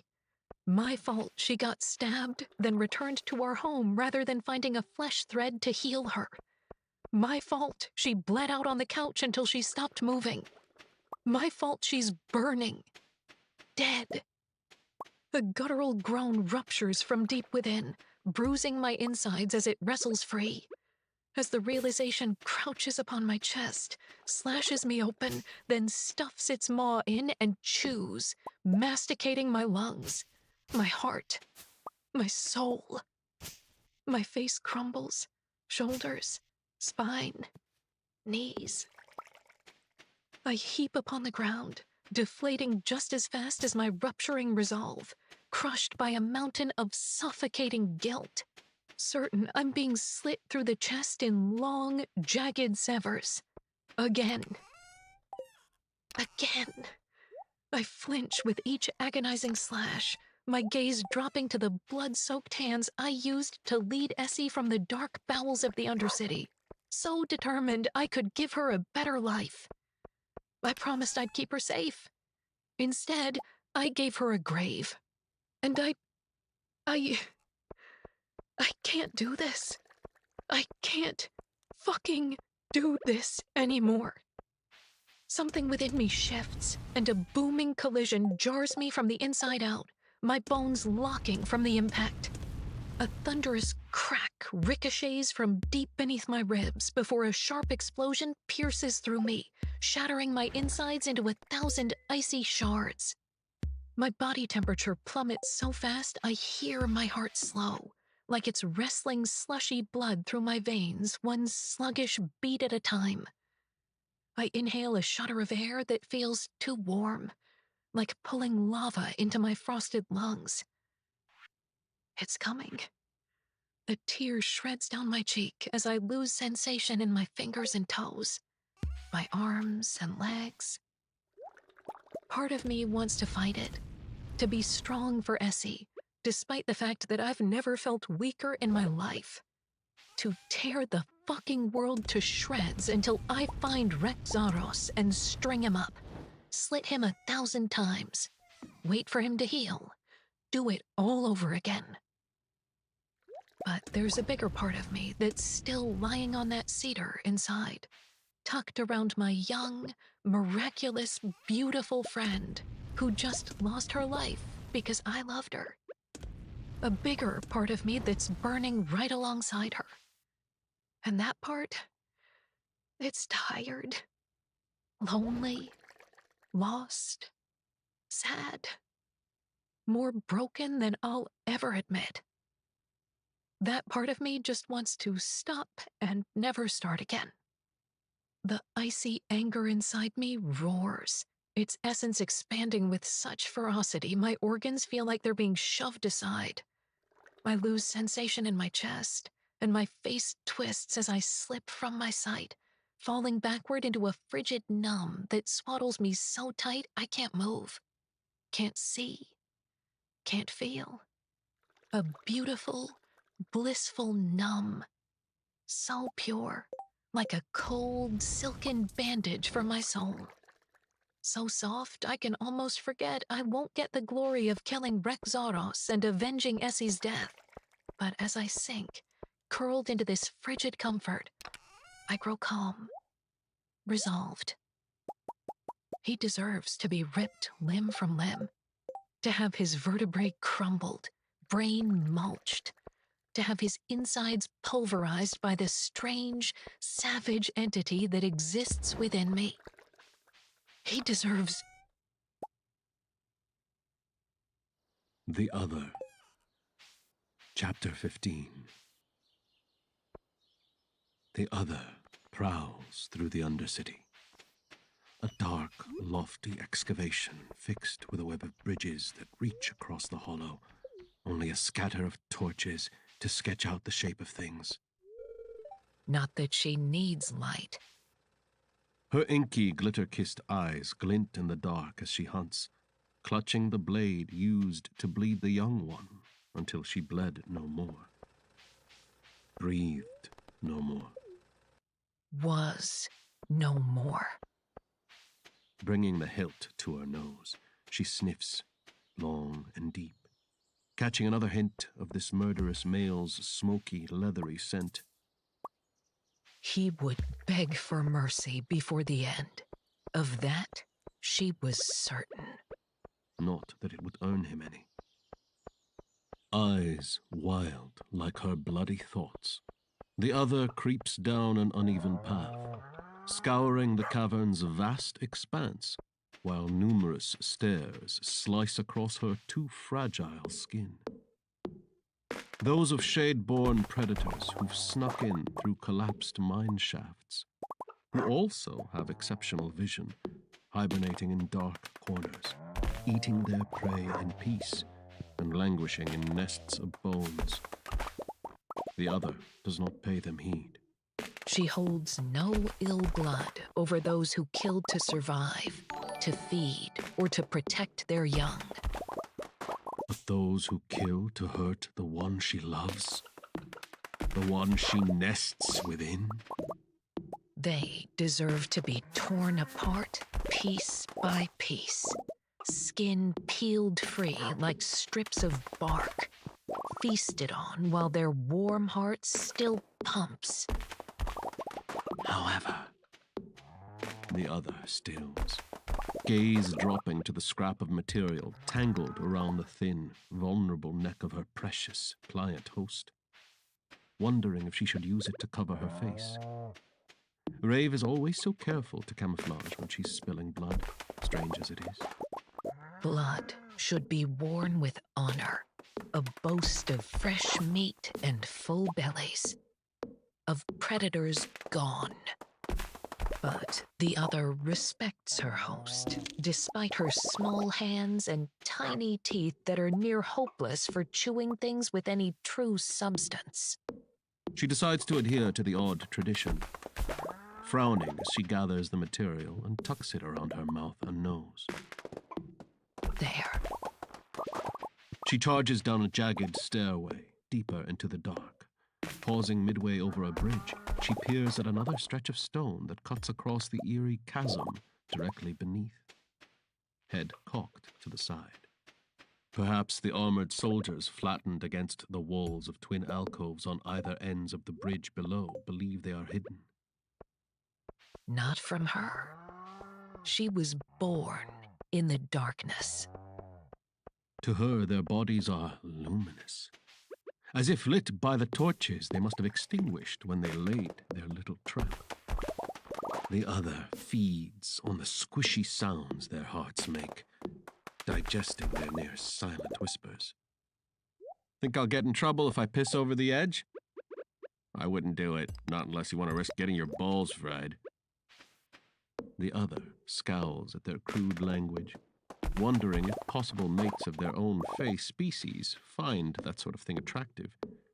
She most certainly does not. It's been a while. I think nobody's coming.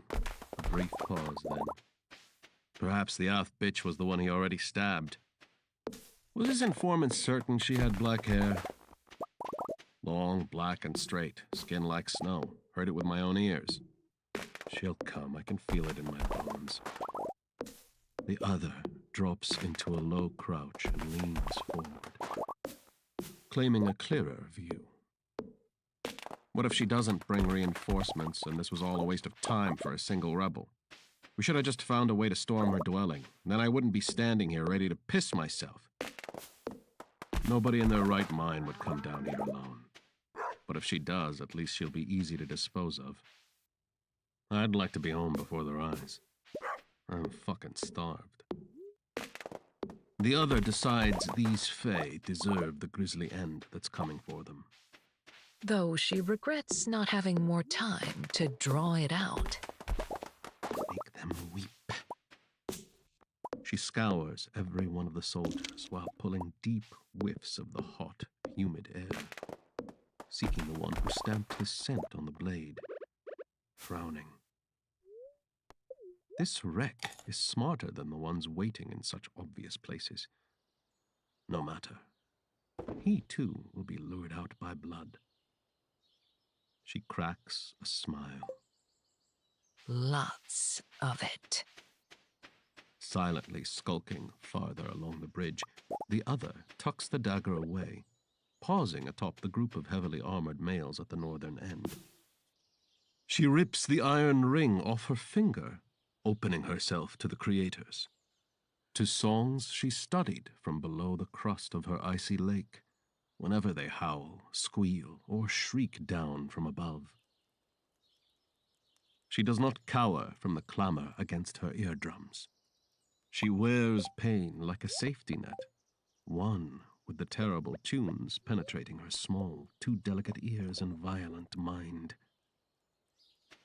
She leaps, falls, lands in a crouch before a group of unassuming males. Hands clawed, a savage sort of glee spread across her face. She sings Cloud's strangling tune before the beaded soldiers get a chance to speak a single word. It's not a gentle song. The other does not leave room for mercy. There are no sips of breath for gasped begging. Instead, she minces their lungs in an instant, reveling in their horrified agony. Blood erupts from the soldiers' mouths, their bulging eyes leaking ruddy tears as they claw at their throats, some falling where they stand. Others try to escape, staggering into walls or off the bridge, dead long before they hit the ground. The other rips twin daggers free of her bandolier, spinning, flicking them through the air. The blades slice toward the far side of the bridge, into the eyes of two soldiers just beyond the reach of her strangling tune before they have a chance to wield their own words. They crumble where they stand. Another soldier trips on the corpses, tumbling over the edge. The sound of his body breaking against a lower bridge thumps through the chaos. A ruthless smile spreads across the other's face, no longer reminiscent of her fiercely beautiful host, now sharp and savage. Monstrous. More blades whiz through the air, the other's deadly skyborn blows finding home in flesh and bone, slotting into the frail slits between sturdy plates of armor. Thud! Thud! Thud! Soldiers fall in a clatter of metal and meat, while the other sings the air into nothingness, stripping the oxygen and nulling the soldier's ability to sing, making the atmosphere inhospitable for the flames her opponents need to see what she's doing, where her blades are being aimed.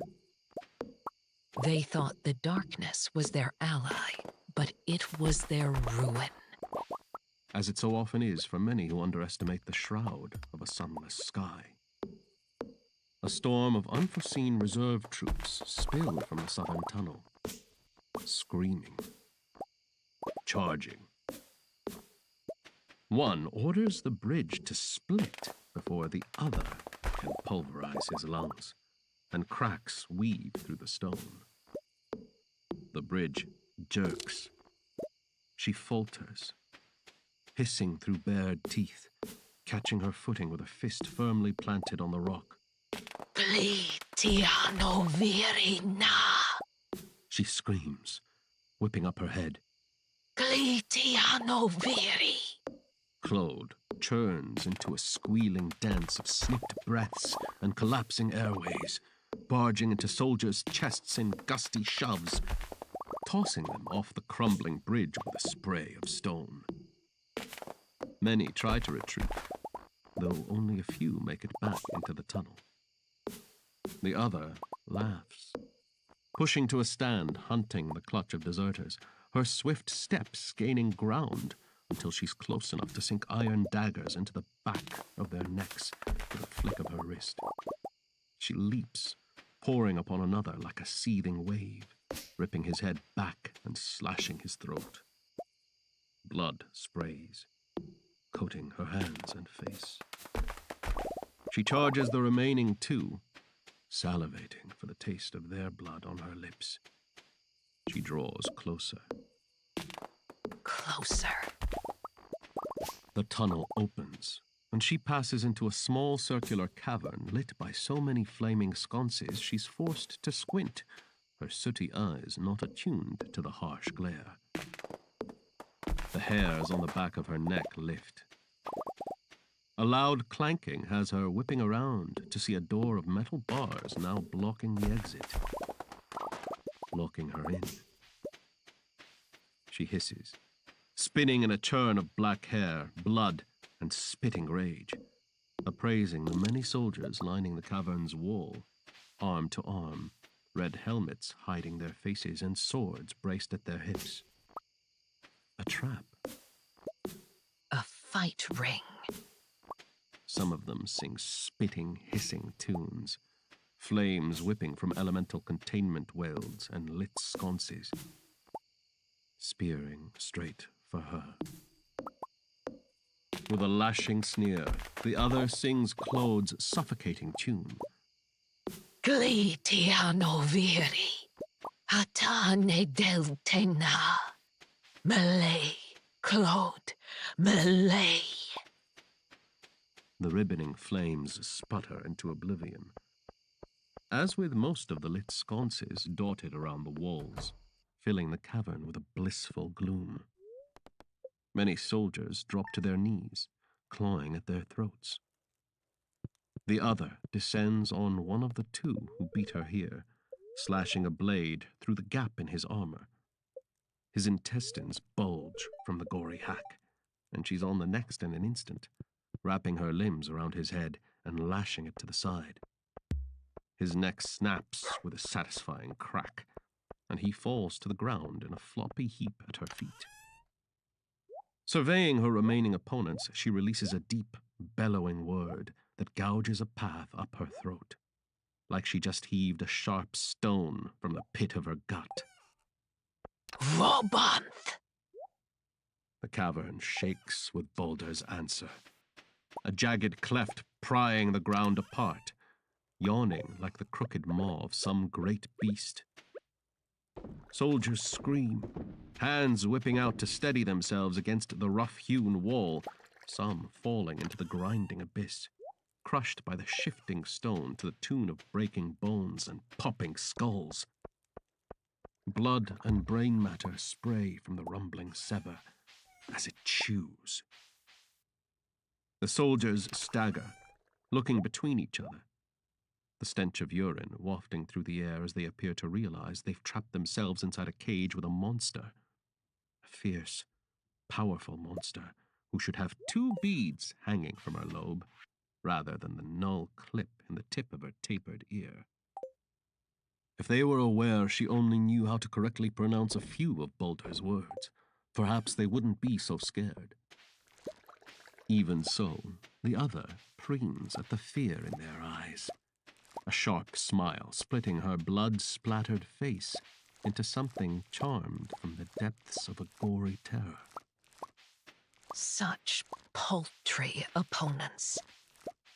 She will crush them all, then bathe in their blood before she ruptures free of this cage and hunts this wreck, smothered in the groom of his fallen brethren. There's a sharp pinch in her right shoulder, and the clamorous tunes penetrating her small, fragile eardrums hush. Gone. The other frowns.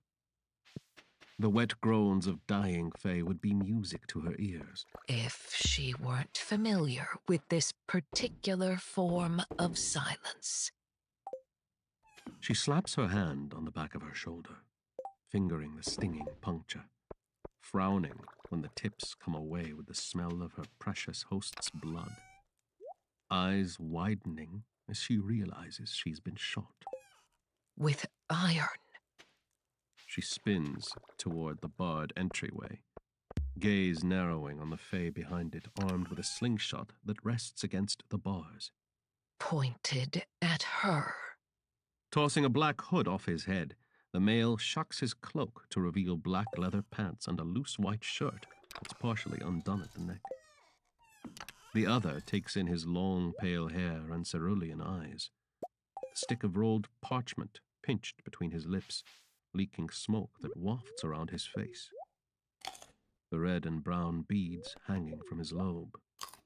Most of all, she notes the lax confidence in the way he holds himself, hip resting against the edge of the tunnel like he's enjoying the scenery. Nostrils flared. The other tips her head and draws deep, catching a hint of his leathery, smoke-ridden scent. The same dense smell on the dagger still tucked in her sheath. The veins in her temple and throat bulge, jaw trembling with her welling rage. Rek Zaros. You're the one who killed our Essie. She growls, her voice a graveled discord of strained vocals and feral disposition. The little redhead, Rek drawls, pulling the weapon from the bars and dumping it on the ground. Snagging the smoking stick between his lips, he draws a deep breath, his next words a thick pour of white. She screeched like a strangled bird when I slid that blade into her gut. The other sneers, charging toward the bars.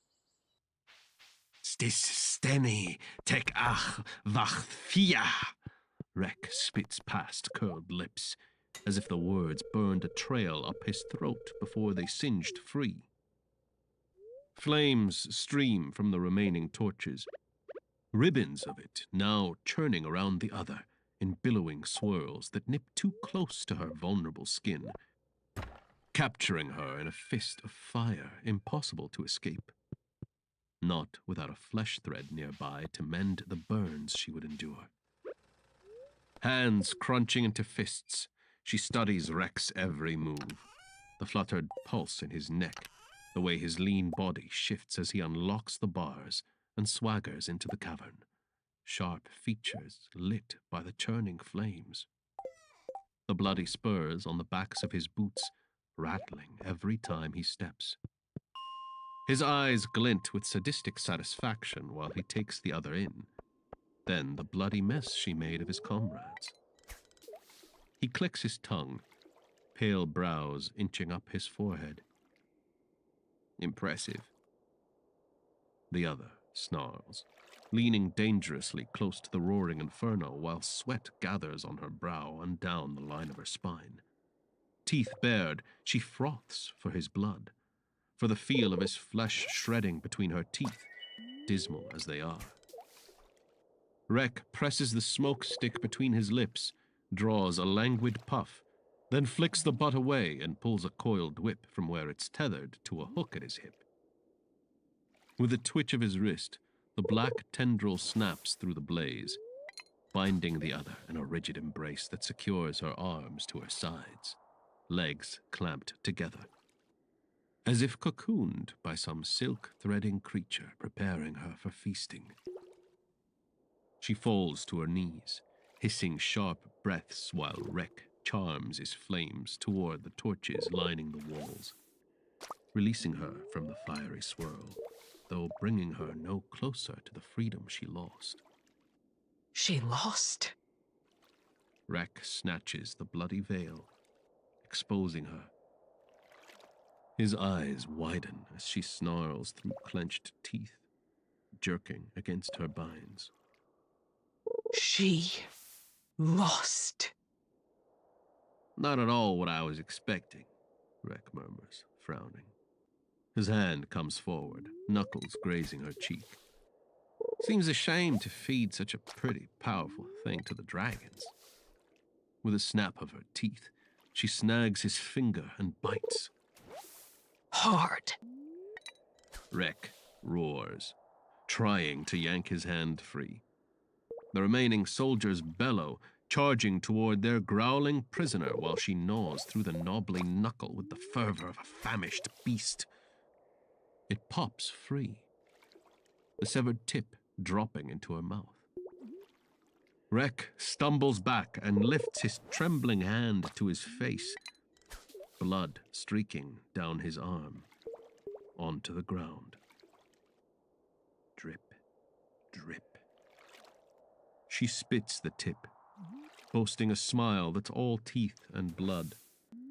Rek blinks, stark eyes focusing on the gory stub before he tips his head and roars with laughter, abusing the sound until it's bruised and weary.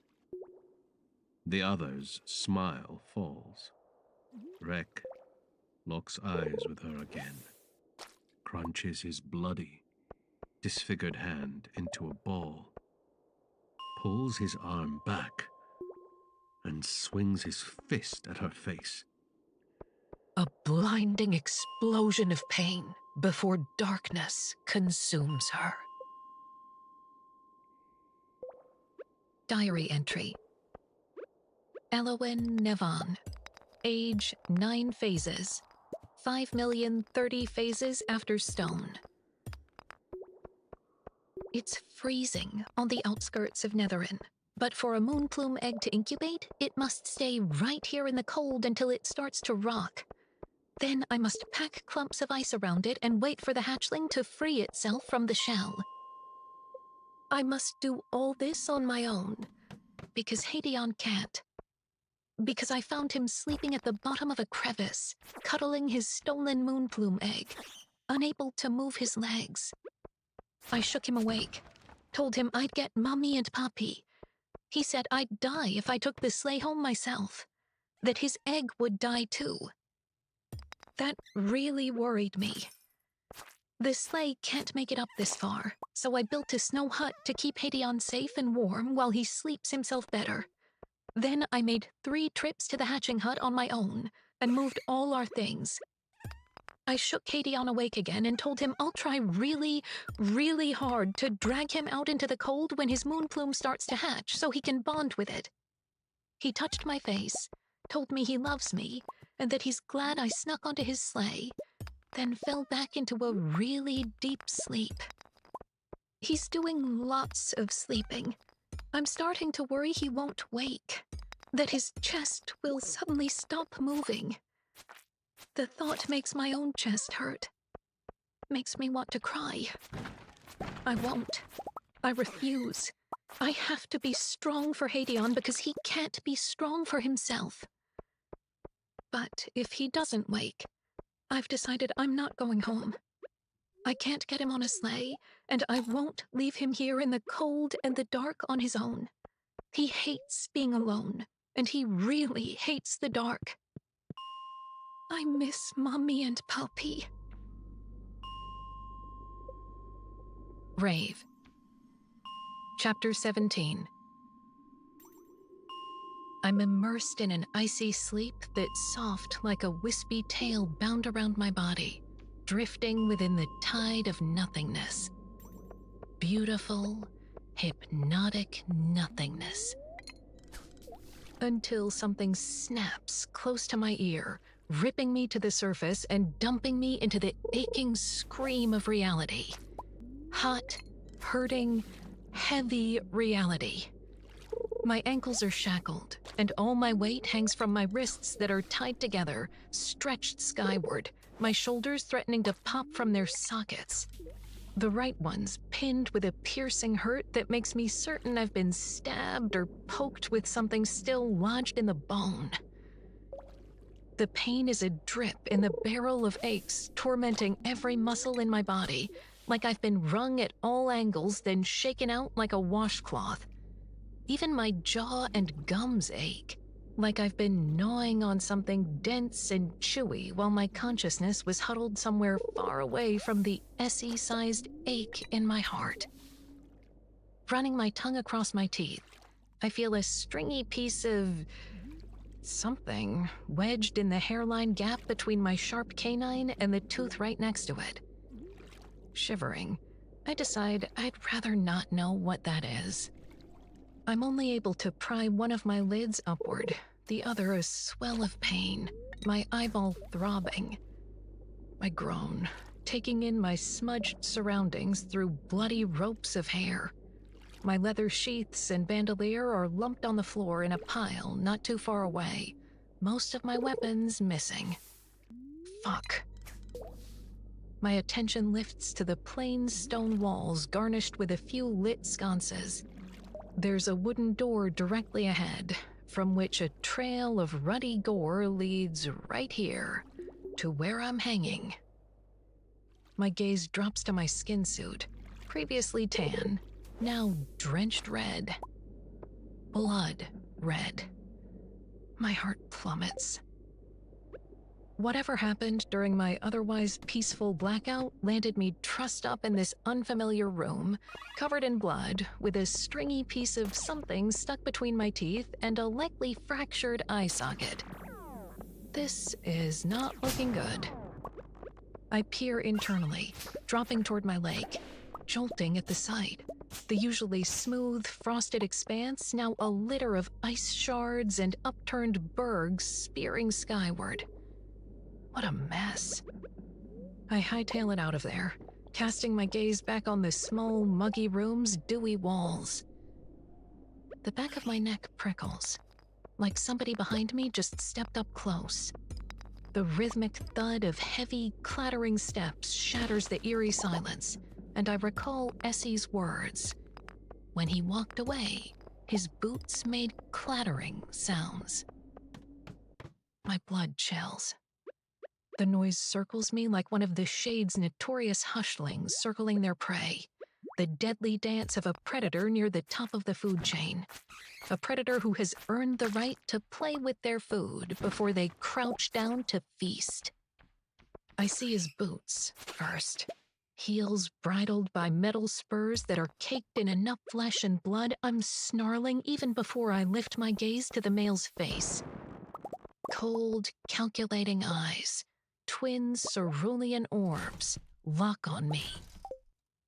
Rek Zaros. He smiles. There she is.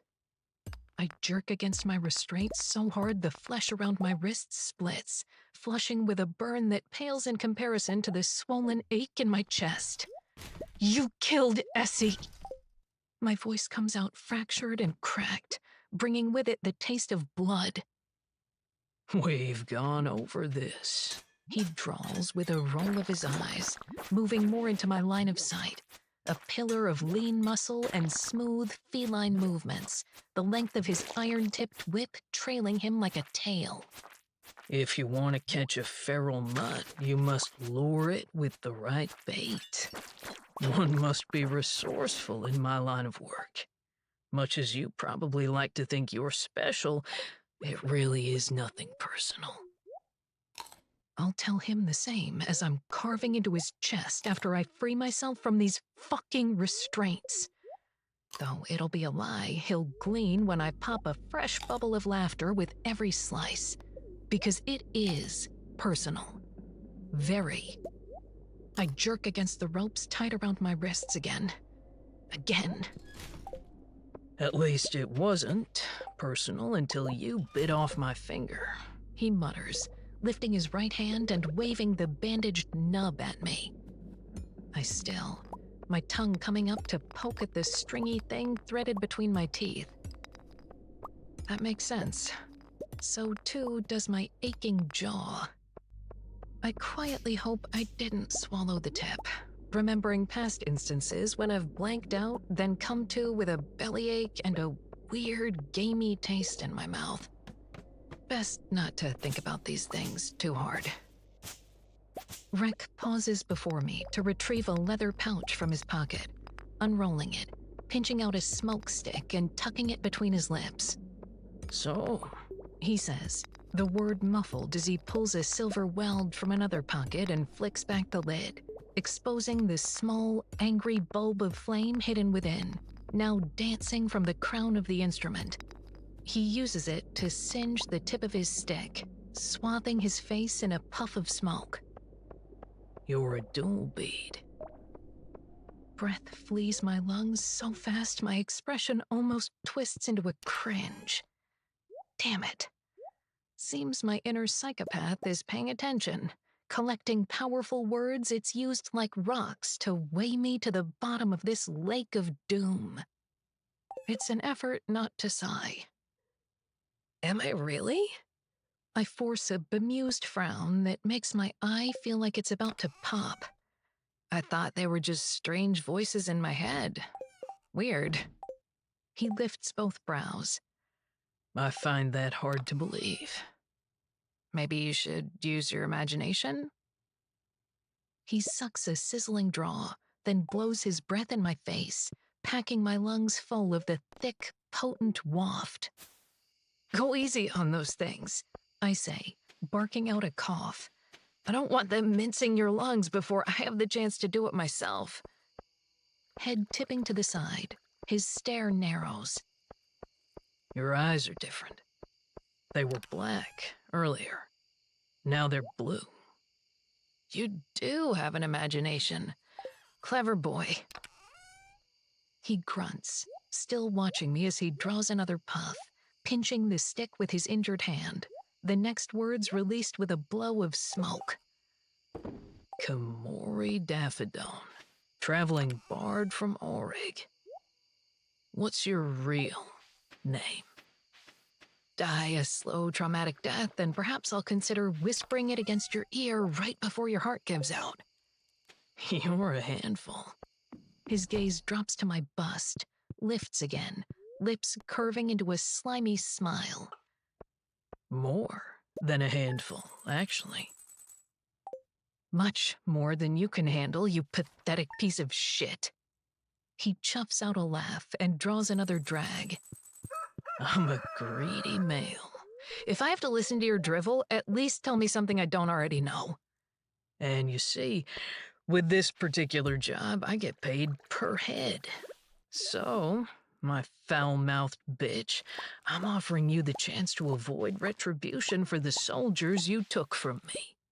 And for this, he says, gesturing to his wounded hand. My attention drifts to his whip, back to his eyes. You think I'm scared of your little toy, Wreck? You should be. He boasts a lopsided grin that's all sharp canines and the promise of pain.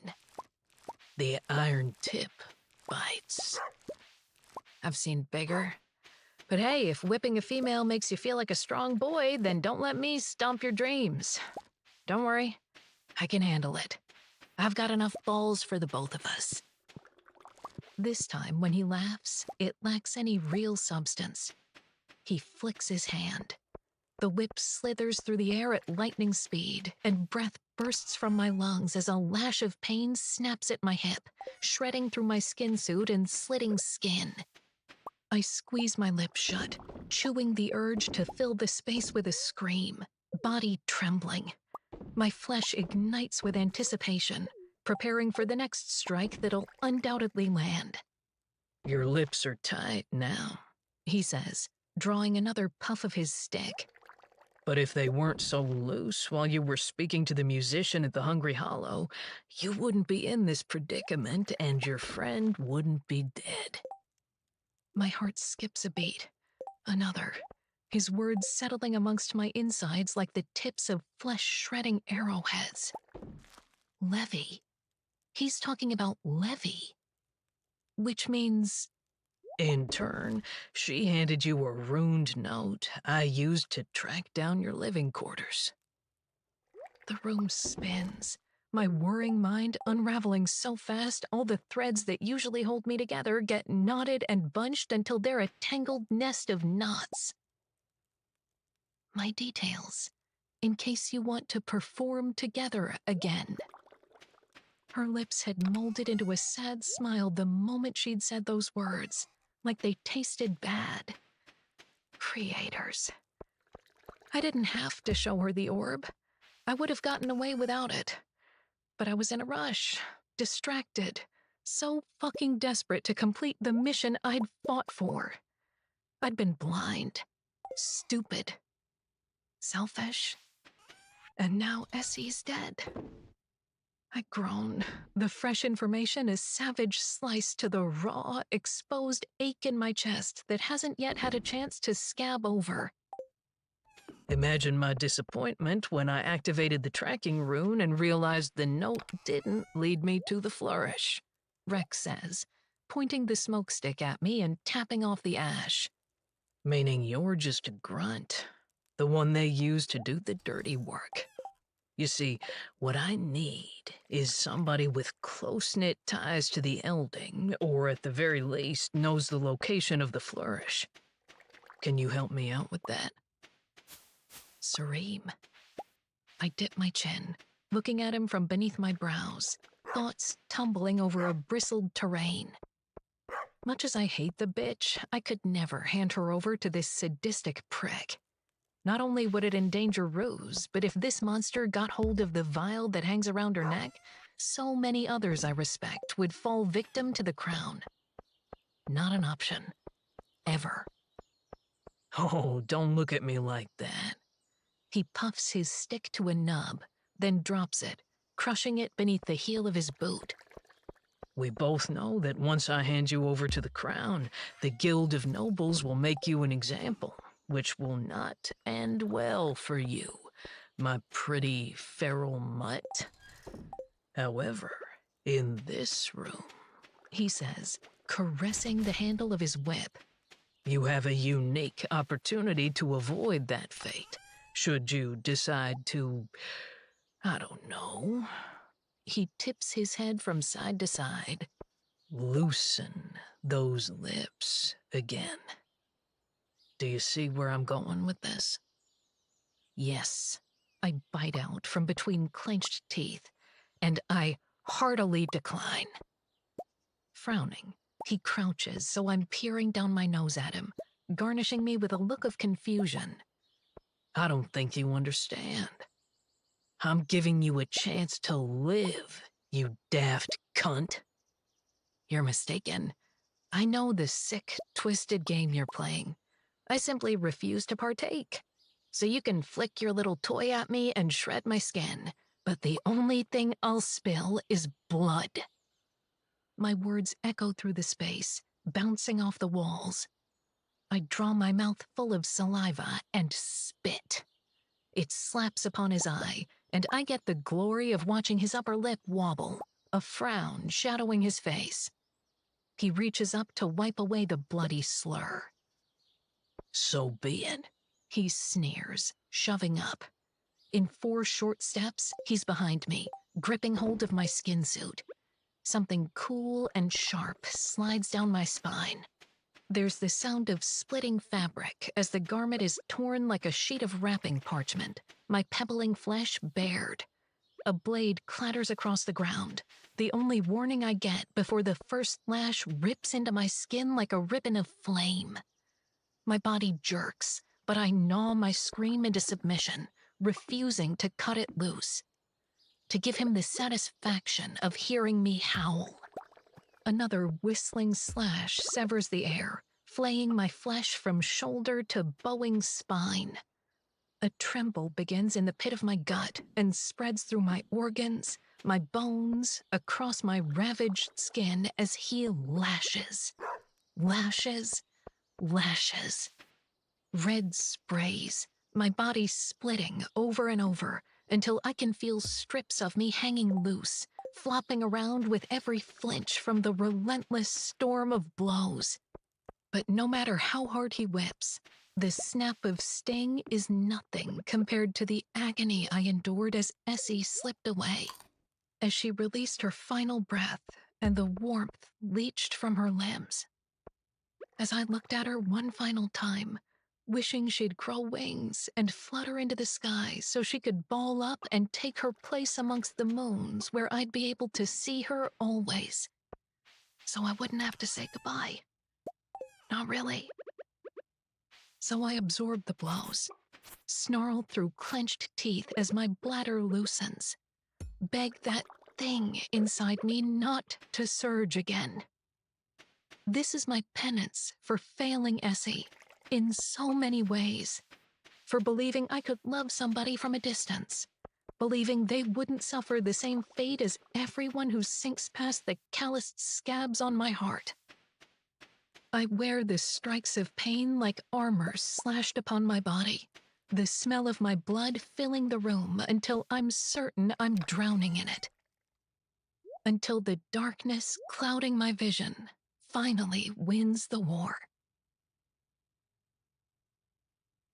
Diary entry. Eloin Nivan, age 9 phases, 5,030,000 phases after stone. The biggest moon plume I've ever seen keeps swooping through the sky, screeching. I think it's a female because the wispy tip of her tail is extra long and sleek, like Mommy's moon plume, not they. I think she's searching for this egg, mourning it, hunting us. I think that because she's silver like this egg, and I've never seen another moon plume that's such a metallic shade of gray. We could hide in the hatching hut, but we can't hide here. Not properly. I'm worried she'll find us soon, then kill us for raiding her nest. I keep begging the egg to rock so I can pack all the ice around it that I've chipped off a nearby pillar over the cycles. Once the hatchling breaks free, I can take it inside the snow hut where it'll be safe with Hadion until I work out what we're going to do next. How we're going to get back to Arithia. It seems impossible right now. Hadion's not getting any better, and it's not just the moon plume that seems to be hunting us. I can hear a pack of doom quills somewhere nearby, like they can smell death in the air. They make the most horrible rattling sounds that jingle the silence and scare my heart, though I'm not scared for myself. I'm scared for this beautiful egg sitting in the snow in front of our makeshift hatching hut. It's like a little silver sun, throwing so much light. I use the light to write, while I sit here, holding Hadion's dragon-scaled dagger in my other hand. I've never held one before. Never wanted to. But if the Doomquills get brave enough to attack, I'll have to protect the egg. And Hadion. But I don't like the thought of killing things. I don't want to kill anything. I really hope they don't get too close. Rave. Chapter 19. The feel of something splatting against my temples stirs me from a sleep riddled with fire and gulps of poisonous fear, a scream threatening to punch up my throat. My eyes pop open, teeth clamping down as I hiss breaths and wait for the fiery terror to stop wriggling. The smoky tendrils retreat, revealing my murky surroundings, my vision sharpening on the here. The now. My spine locks, blood chilling. I'm lumped in the corner of a cell. I'm alone in a cell. Bars slice up and down 3 sides of my small box of space, a wall of damp stone at my back, the low ceiling collecting moisture on its jagged face. A single drop lantern lords over each cell across from me and either side as far as I can see. The air a vile, potent mix of blood, vomit, excrement, and rotten flesh. Bile threatens to charge up my throat. The enormity of everything that's come to pass since I woke in my sleep suite to knees' panicked nudges now dumping upon me like an avalanche. A sudden tremble jars me to the bone, a fierce, untamable shake not born of the cold, nor fear, nor pain, the terrible shake of a rattled soul.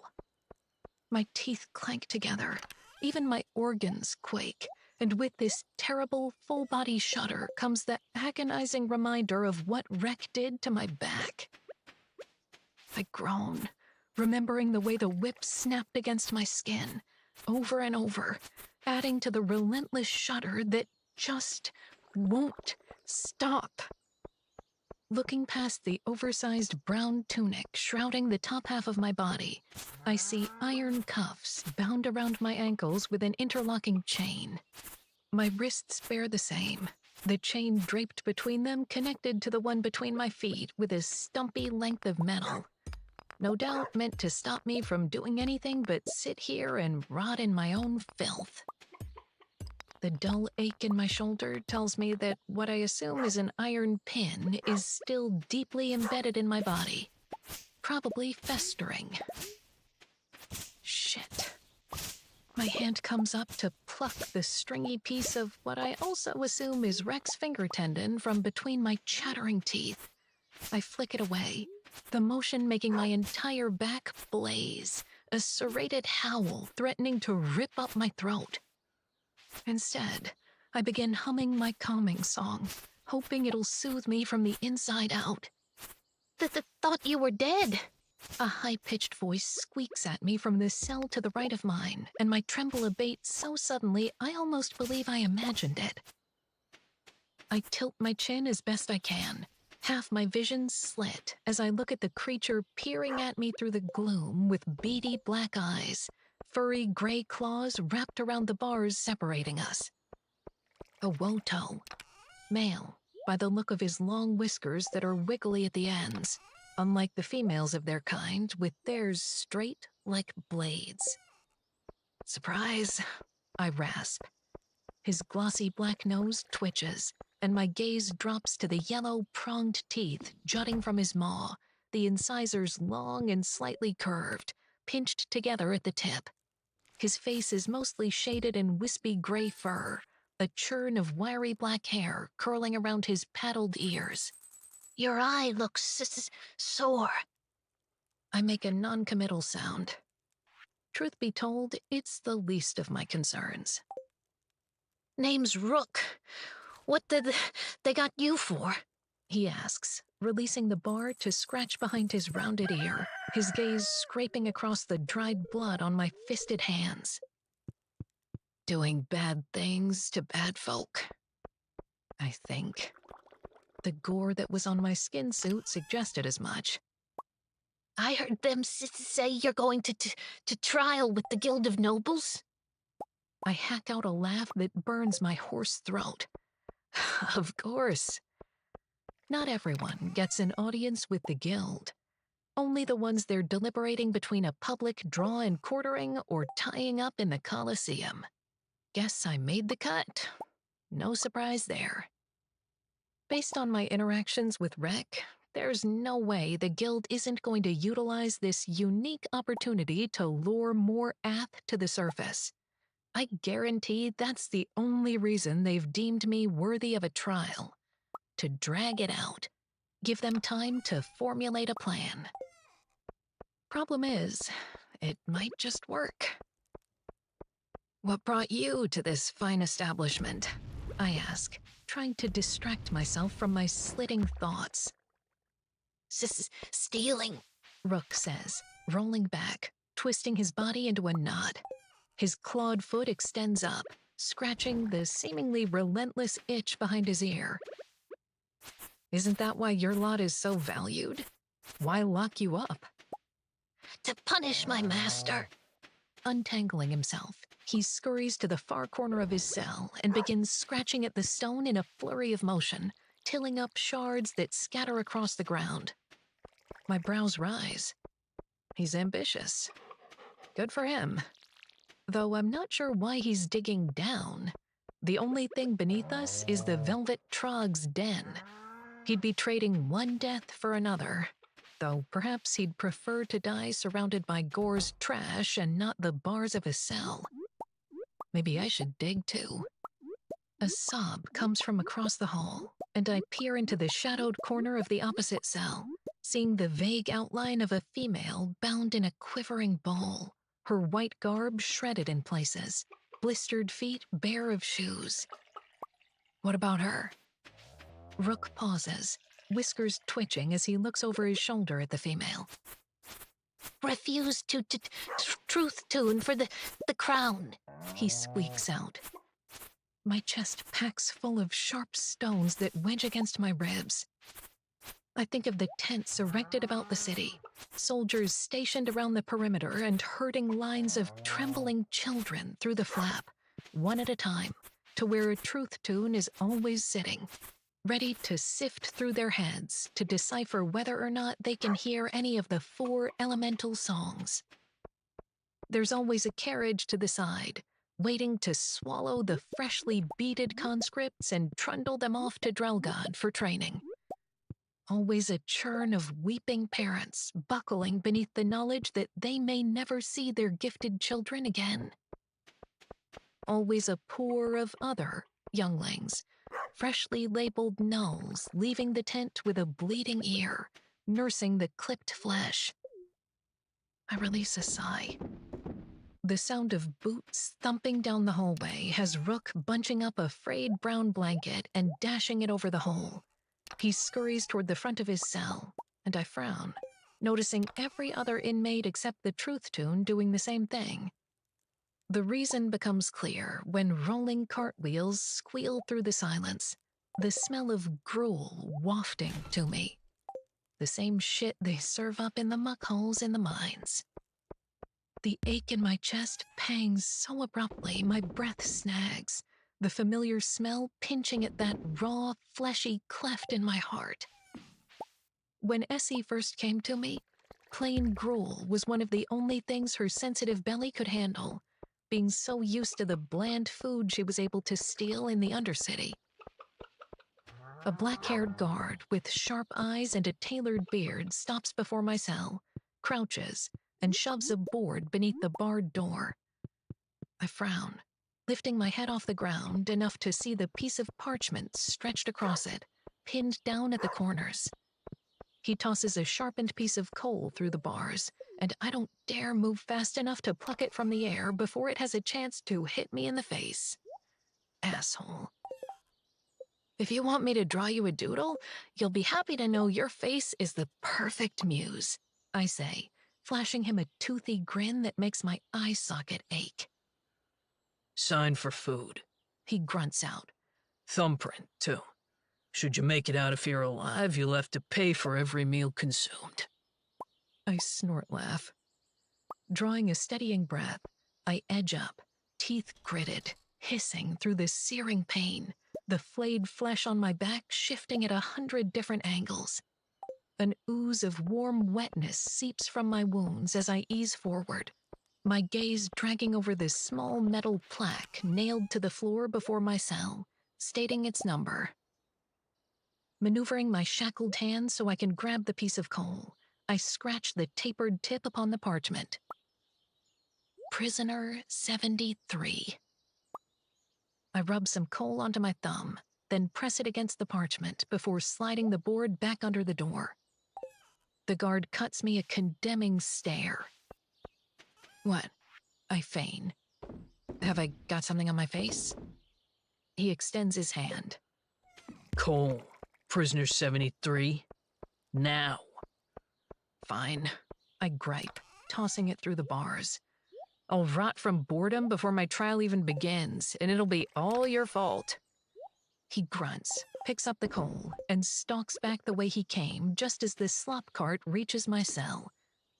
A much less decorated servant to the crown ladles a scoop of slimy gray goo into a wooden bowl he slides beneath the door. It skitters to a stop beside me, and the male slams a metal mug of water between the bars before pushing his cart farther down the hall, passing a bowl and mug to Rook next. I frown at the goo, back at the server. How am I supposed to eat it? He looks at me over his shoulder and growls, Stuff your face in it for all I care. So many assholes, so few fingers to count them all. My gaze roves to the cell on my left, where a male is using his hands to scoop the slop into his mouth. His skeletal frame is all bladed bones, fine hair covering his pale skin, bits of him draped with a shred of gray cloth. His sallow stare drifts to me, gruel dripping from the bristles of his wiry beard as he heaps another mound in his mouth. A shiver climbs my spine. I look at Rook, who's stuffing the end of his long face into the bowl, chowing it straight from the source. Here, I say, using my foot to nudge my serve beneath the bars separating us, pushing it into his cell. His beady gaze swivels to me, widening. You sure? Certain, I say, gaze flicking to his hidden hole in the back corner. You need the energy more than I do. Love a good hope charge, futile as it is. Arm extending, the clawed tips of Rook's paw curl around the lip of my bowl, dragging it close. Thanks, he says, clumps of muck littering his furred face. No problem. I edge back into the corner in slow, agonized shuffles, then lower myself to the ground, closing my eyes. Listening to the sloppy sounds, I pick at the skin down the side of my nails. My mind festers, thoughts churning at a ferocious speed, remembering another cell. Another time. A cell I was born into, in my own strange way, bonded with its walls and the smell and the female I shared it with. I had something to fight for, then. Somebody I loved and cherished. All I've got now is a wounded heart and this ravenous hunger for revenge that's as futile as Rook's hole in the ground. I'm trapped in a cell, shackled with iron, a pin in my shoulder, scheduled for a trial with the guild. The only way I'm getting out of this is death. Diary entry. Elowin Nevon. Age 9 phases. 5,030 phases after stone. Poppy says claiming a mature moon plume at such a young age makes me remarkable, but I don't feel very remarkable. Hadeon will never walk again because the bones fused back together, but not in the right way. Poppy said nobody has the skills to re-break, then fix such delicate damage so deep without cutting him open and risking more harm. His moon plume may never fly because her wing is gammy. Because our makeshift hatching camp got sniffed out by a pack of doomquills just as Hadeon's egg began to rock, and I had to hide it in the warmth with him before it had a chance to fully hatch. Yes, I fought off the doomquills, but I would have lost if the massive moon plume that had been circling hadn't shown up and blazed the rest of them. Yes, I then climbed on her back and held on really tight for really long until she listened to my soft song. But I just did what I had to do to get my brother home. Because the creators wouldn't sing to me no matter how much I begged them to help. Now they won't shut up. Rave. Chapter 21. Rook scratches at the corner of his cell while I hum, sitting in the corner, tapping my foot against the ground to the tune in my head. I trace the dips and spines of the ceiling, hunting the bulbous balls of moisture hanging off the more prominent peaks, trying to guess which one will drip next. A game I've played on and off since I was dumped here. Not sure how long ago that was. Feels like a while. Perhaps those who tossed me in here think that by leaving me to rot in this shithole, I'll madden into a pulp. Become pliable enough that when they finally present me to the Guild of Nobles, I'll mold to their stringent will. Unfortunately for them, I'm well practiced in the art of existing in a confined space, and there are many ways to bide time in a cell if you have a rich imagination. Heavy footsteps thump down the corridor, and I dim my sound. A small smile swelling my cheeks as Rook stuffs his blanket over his rebellious hole, tucks into a ball before it, and pretends to sleep. My gaze clings to a water droplet I'm certain is the next to fall. Disappointment backhanding me when instead one lands atop the peak of my nose, making my face twitch. I frown, eyes narrowing on the wobbly globule. Drip, you stubborn bastard. A different one splats on my knee, and a sigh gusts past my dry, split lips. I'm terrible at this game. Not once have I gotten it right. So help me, I will crack the code by the time I'm marched to my doom. A figure storms past my cell in a flutter of thick white material, and a voice in the back of my mind questions why a Rooney would bother with a trip into Gore's septic bowels cluttered with half-digested traitors to the crown. Whoever it is stops before Rook's cell, crouching. I heard you stole the wrong ring from the wrong fae. The male rumbles in a deep, gravelly voice that skates across my pebbling skin. A voice I recognize. My heart flops against my ribs, gaze drifting to the broad, cloaked visitor as Rook feigns a stretch. The hooded male from the Hungry Hollow, now dressed like a Rooney. I tuck farther into the shadowed corner. I was so strong and composed outside the wind tunnel with my iron blade pressed to his member.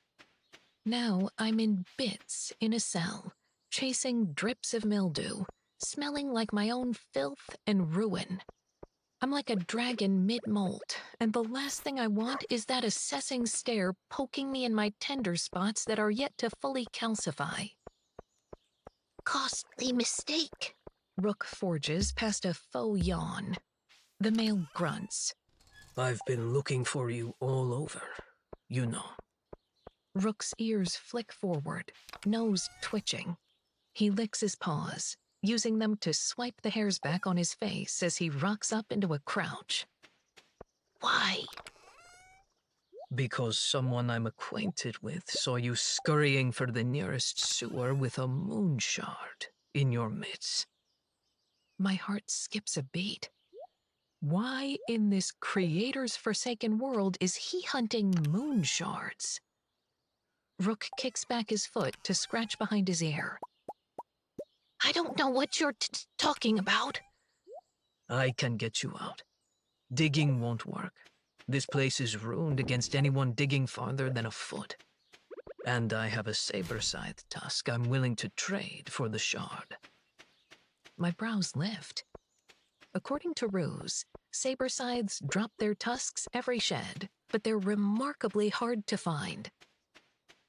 I think back to the first time I purchased a sliver for Essie. Ruse said they don't dislodge until the beast is well into its spurt of growth, often swallowed by Gondor's volcanoes, since that's where saber scythes flock to complete their shed, burrowed away from anything that might harm their delicate state. I also quickly found out they're worth 10 times their weight in dragon bloodstone, serving as a bonding agent most Roonies use for their etchings. Rook's nose twitches, his scratching foot coming slowly down to rest against the floor. How big is the tusk? The size of my leg.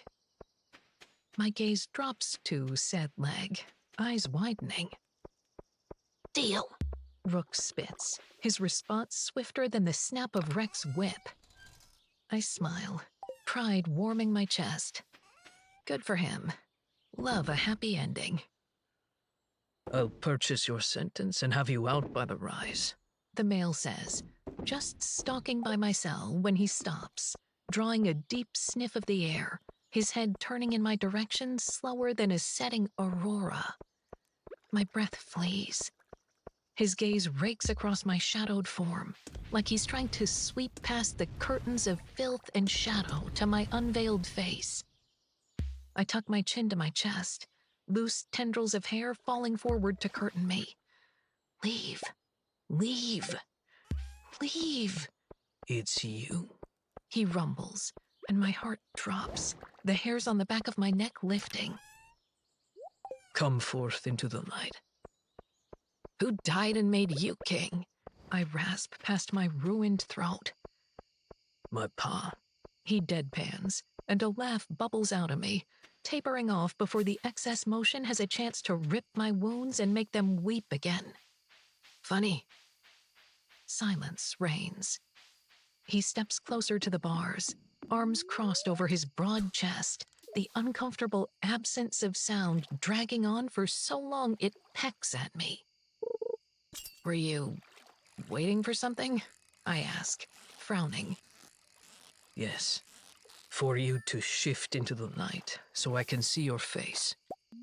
I snort laugh. Righteous asshole. No thank you. You'll have to step through those iron bars and drag me into the light yourself. There's a moment of pause before he grips the lock hanging from my door, knuckles blanching. The metal creaks and groans, and he rips his arm down. I suck a sharp breath as the lock comes away. Broken. He lifts his hand and makes a show of loosening his fingers, letting the useless lump of metal fall to the ground with a clatter that echoes off the walls to the tune of my rallying heart. Fuck. I'm not usually one to take things from a female that aren't given freely, he rumbles, swinging the latch off the hook. However, your voice reminds me of somebody I used to know, and I've spent 5 sleepless slumbers convinced I'm going mad. He boots the door open, the sound of squealing hinges carving across my nerves, reminding me of times I was dragged from another cell, feet first, fingernails gouging the stone while I snarled through gritted teeth. He takes the first step in, and I pull my feet back toward my bum, gritting my teeth against a bludgeoning howl as I push my weight against my shredded back and leverage myself to a wobbly stand. Hate to break it to you like this, I hiss, but I'd never seen you before that slumber on the south side of the wall. For your sake. He growls, stalking forward, packing the space full of his massive presence. I hope you're wrong. And if I'm not? He steps into my shadow, almost close enough for me to reach out and touch him, my next breath laced with a drugging punch of his rich, molten scent. He flips back his hood, revealing that beautiful, hard face. My lungs snag at the sight of him. Lips pinched in a line, he steals another step forward. And if I'm not? Wacht. He whispers, the scalding word aflame against my conscience. My spine stiffens, every nerve in my body tingling in all the wrong ways. The lantern overhead rattles, like something inside is trying to escape. One of its tiny panes pops, a shred of flame fluttering down into his cupped hand and cradled before my face like a mold of clay. His thick black brows collide, his face blanching as my teeth clamp together, heart seizing, eye bulging. I look at that flame like the spitting, scalding enemy it is, waiting for him to drag it across my flesh and paint a puckered trail. A choked sound slips out of him, like his lungs forgot how to work.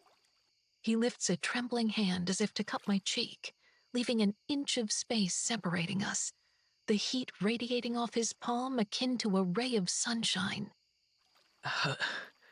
His stare blazes back and forth across my face, tracing the slopes of me with devastating precision. How? Something about the way he rasps the word cuts me down the middle, like he's stuffing those big, strong arms into my frosty depths, churning my lake into a storm of slush. I open my mouth to speak, but all that comes out is a blow of frosty air. Tension stiffens in the space between us. The hand so close to cradling my face pulls back, crunching into a ball. He punches the wall behind my head with such force a hairline crack forms in the stone, weaving across my ceiling. A litter of mildew rains upon us. How? He bellows, and I growl, upper lip peeling back from canines aching to snap forward and sink into his flesh. I don't know what you're talking about, I snarl, wanting him out, gone, wanting the flame in his hand extinguished before it tills up any more of the hurt I've worked so hard to rid myself of. She speaks the truth, comes a wobbly voice from the opposite cell. From the dark-haired truth tune who only stopped crying 89 ceiling drops earlier. I thought she was asleep. The male frowns, rips his cinder stare off me, and stabs it over his shoulder in her direction. You a truth tune? I am. The female is confused by your interest. She is also petrified of— That's enough, I snip, my words ricocheting off the walls. The male turns his attention back on me, his all-consuming stare etched in so many shades of disbelief.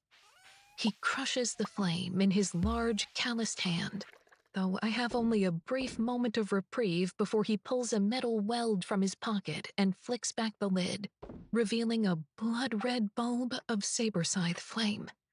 My throat constricts, a strangled sound squeezing through the tightening space. A sound I want to crush from existence the moment it leaves my lips. He raises his other hand, the rough tips of his fingers sweeping a tendril of hair from my forehead, leaving a wake of tingling flesh. Get your hand off me, I seethe as he tucks the fall of inky locks behind my ear. His chest boils with a sound that makes me picture the ground shaking, the tip of his finger tracing the jagged scar on my forehead. A scar that can be seen by dragon flame, the only substance in existence that can ignite a trail of long-ago runes and unearth their glowing ghosts. Your head. He rasps. You've been mended.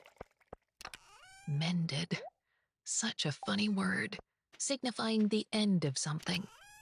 But every hurt has an echo if you look deep enough. A wound is never fully gone. Don't remember getting that one. Not a lie. His gaze dips. Your eye. What happened? Tripped on a stone. His head banks to the side. Did it reach up and punch you in the face? I offer him a faux smile. Strangest thing. A beat of silence before he continues. So smooth and soft, it chills me to the bone. Who are you protecting, Moonbeam? My frail, suffocating vengeance, flailing as it is.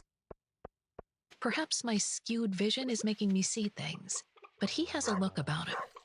Like if I tell him who really punched me in the face, the kill will no longer be mine, and I'm holding on to that promise of hope until I'm masticated by a dragon's maw or sliced from throat to navel. That's not my name, and I don't need you to fight my battles any more than I need your presence in this cell. He steals a single step back, snapping the lid shut on his weld, sealing the flame back into the ruined metal vial. Prove it. I frown. Excuse me? Turn around, lift your tunic, and show me your back. If a stone can cause such damage to your face, I'm very interested to see just what it's done to pack this cell with the smell of so much blood. My heart plops into my gut. No. Always so stubborn. He bites out, cradling the words like he fucking knows me. He reaches forward. Somebody sprints down the hall, cloaked in another white Rooney robe akin to the one this male wears. An obvious ruse, given his weld and affinity with Ignos. Unless he's multi-talented, I guess. The approaching Rooney slows by my cell, peering into the shadowed depths. Sire, he whisper hisses, the word pinching me. His eyes are wide with panic, stare bouncing between us both. Guards are coming. Lots of them. My brows pull together, gaze cutting back to the male standing before me, unmoving, unblinking. Sire. Fucking sire. Realization washes over me like a dunk of icy water, whipping all the warmth from my body. You're a king. As I said. There's a brief pause as he flicks up his hood, casting his face back in a shroud of shadow, though his eyes still glimmer like a crush of embers caught in the orbs. Is that a problem, Moonbeam?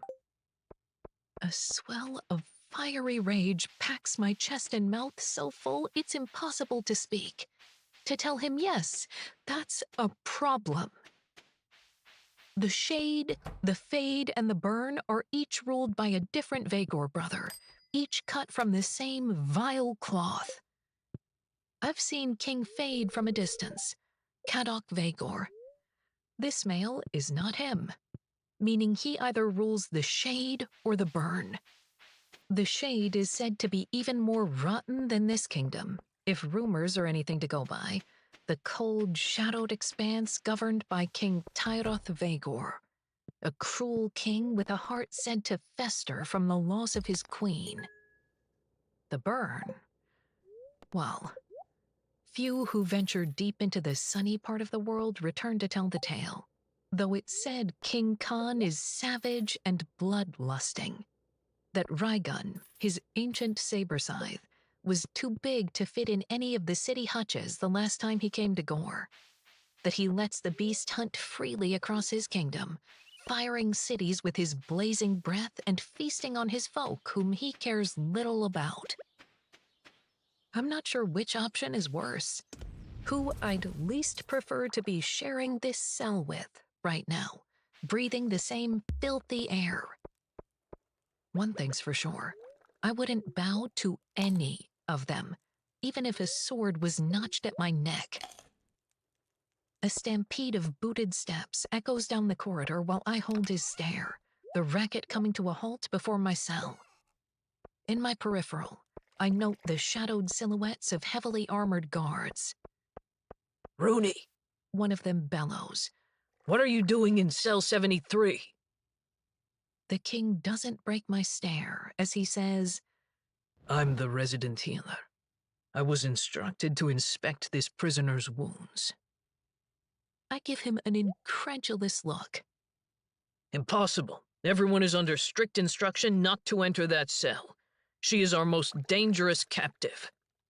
I would be flattered, but there's no room for it beside the bubbling well of undiluted rage piling up my throat like a dragon about to wield its first flame. I must order you to exit her cell. She's expected at trial before the Guild of Nobles. We're to escort her straight there. Music to my ears. I don't want to spend another second in this monster's presence. Yes, resident healer, I say, serving him a sour smile. Kindly step out of my chambers. I have no need of your assistance, now or ever. The air between us becomes impossibly tight, and he grunts, stepping back. The guards flood my cell in a spill of blood-red armor and the smell of polished leather. A male grips me by my wounded shoulder and jostles me forward, a wince hissing past my clenched teeth. She's been pinned, The king proclaims, his voice a veiled death threat I want to scrunch up and stuff back down his throat. I don't want him whipping out his imperial cock for me. Certainly not when he doesn't bother to whip it out for his own folk. He eyes the guard like he wants to rip out the male's trachea. Why? Because she speaks with Claude and Boulder. I'm held in place while another guard unlocks the metal pole connecting my chains. The very reason this cell was off limits. How do you know? The king queries as I'm attached to an iron leash I consider using to strangle them all, until I see the red elemental bead hanging from the lobe of one of the guards. Perhaps not. She took out an entire unit in the Undercity, collapsed the lungs of 7 soldiers before she even began tossing her blades. She slaughtered another 12 in ways that would make your insides wither, forged a cleft in the ground that took another 6, then bit off the finger of a prestigious bounty hunter employed by the crown. Well, good for me. I'd pat myself on the back if my skin wasn't flayed. Want a tussle? I ask the king, flashing him a complimentary grin he can take to my grave, wondering why he doesn't look anywhere near as outraged by my large body count as I expected him to be. If I win, you purchase my sentence and I go back to killing vile males with small cocks and enough ego to justify their sick behavior. And you get to go back to, well, hunting moon shards. I feel the guard's beady-eyed stare bouncing between myself and the incognito king, the latter stepping so close to me that barely an inch of space separates us. The world around us fades into oblivion as he looks upon me with such a fierce intensity I almost forget how to breathe. Not much point anymore, since I've found the most important piece. The air between us grows so tight, I'm certain one small tap will make it shatter. The next breath I pull crushes my breasts up against his solid, muscular chest. Well, off you go, I rasp. Collect your prize. Hard. He rumbles. It's in a problematic position. Difficult to reach. I snort. Please. I'm sure you have the resources to work it out. I mutter, lifting my chin, flicking a look at the soldier behind him. Let's get this over with. So eager? The king asks, and I release a mirthless laugh. Yeah, sure. I'm just itching to get drawn and quartered or served to the molten maws on a stick. Said nobody ever. I'm led from the cell, down the hall, taking shuffled steps past caged folk clinging to their bars, watching me go by. but the only stare I can feel is his, drawing a crisscrossed trail over my back, my tunic no doubt stained in blotches of blood both fresh and old. I swear the ground shakes. I'm shoved down another hole free from his line of sight, marched toward a trial that'll pound the gavel on my fate. No point hoping for a good outcome. There is none. A thought that's almost freeing, that lifts a weight from my shoulders and makes my steps feel lighter. A smile splits my face as I'm nudged up a curl of stairs by one of the boisterous guards. Might as well have some fun before I die. Rave. Chapter 22.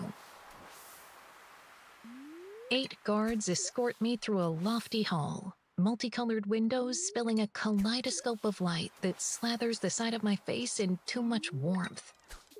I'm slow. Every step a shuffled victory, my damp tunic clinging to the torn, tacky flesh on my back. Each forward motion feels heavier than the last, as if gravity is crushing me beneath the press of its thumb, slowly applying more pressure. More.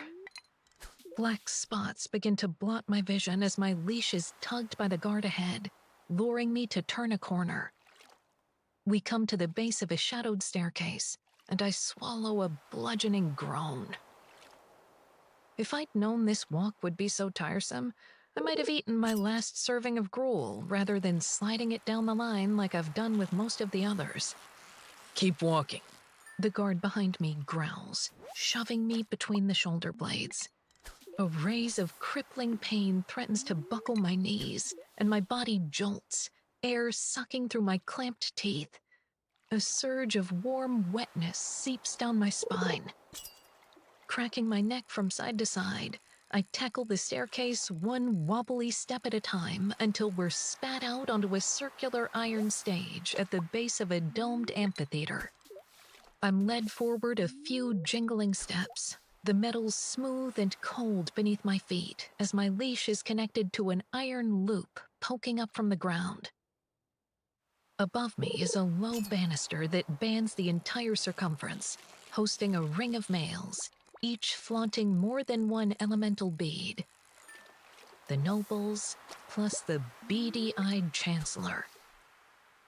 They're garbed in vibrant robes that blend with the ceiling, a mural of molten maws mid-flight, boasting multicolored plumage and long, feathered tails adorned with a fluffy tuft on the end that veils their poisonous spike. I look down at myself, smothered in blood and filth and who knows what else. Drawing a deep whiff of my shift, my face scrunches. I cut a glance at the leering nobles. "Apologies," I say, my voice echoing through the vast space. "Forgot to bathe for our very important date." Silence. Never mind, Prisoner 73. I mutter in a forged baritone. We know you've had a lot on your plate. My guards thread back down the stairway, and my gaze rises to the second mezzanine that loops around the room. It's much higher than the one the nobles sit at, its banister waist-high on most folk standing behind it, looking down from their purchased perch. The ones who get a kick out of watching the nobles unravel lives. Can't imagine why. But to be fair, I intend to put on a show this day, so they'll get their bloodstones worth. I scan the faces, fearful I might find someone I know, someone who might do something stupid, winning myself a kick to the chest when I see the incognito king staring down at me from his lofty place amongst the commoners. Fuck. Even though he's hooded, his face half cast in shadow, I still feel his stare shred across me, leaving a prickly trail. Not sure what I did to deserve his foul attention, but I wish I could take it back. I rip my gaze away, looking to the empty stone throne set amongst the nobles' seats, wondering when King Fade is going to join the party. Perhaps he's making a late entrance? The Chancellor slams his gavel 3 times, my heart thumping in unison. He sets down the tool and breaks the seal on a scroll, unraveling it, signifying the start of my trial. My heart drops. I come to the grim realization that our boastful king must still be in Drelgod, disappointment lumping upon me. Damn, there goes all my fun. I was so looking forward to telling him he'd be better off shoveling Kolk shit than governing the Fade. Silence roars as the Chancellor leers down at me over his hooked nose, brown and clear beads hanging from his lobe, his ruddy beard whittled into twin braided tails. Fade law states that those who hear the Creator's songs are obliged to wear elemental beads, He says, his voice a conjuring drawl that echoes through the space, seemingly runed to amplify sound. It is first noted that you wear none, and that you are showcasing as a null. The scribe 3 paces away from me, sitting behind a desk beside a white-robed Rooney, scratches at a scroll with a blood-red quill. The sound carrying so well, it almost feels like the words are being etched into my flesh. I thought I was a null, I announce, shrugging. Flesh-ripping pain flares across my back that makes my insides shudder, my next words spoken past gritted teeth. Imagine my surprise when Claude whispered pretty words in my ear and helped me pulverize the lungs of all those soldiers. A sea of murmurs float down from above. The Chancellor's eyes narrow. From what I understand, you spoke Claude's language fluently enough to suggest you've been hearing such words for a while. I offer a wide smile. Beginner's luck. Lie. I flick a sideways glare at the broad, blonde-haired Rooney, my gaze dropping, scouring the 2 gold buttons adorning the central seam of his robe, an etching stick and a small musical note. Truth tune. He garnishes me with a stony stare. Rude and bolder, The Chancellor asks. What of him? I cock my head to the side. Haven't you ever wished the ground would split and chew on your enemies? Guess my dream came true. Lucky me. Not a lie. See? The Chancellor condemns me with a seething scowl, like he's picturing me being chewed by a hole in the ground as we speak. Clearing his throat, he begins reading from the scroll. You, self-appointed as Prisoner 73... He peers down at me, eyes narrowed, and my smile widens in unison with his deepening frown. Are hereby charged for the murder of 23 soldiers of the Crown. 25, I correct, and the room bursts with murmurs again as the Chancellor raises a brow. Excuse me? If he's going to read out my charge, he might as well get it right.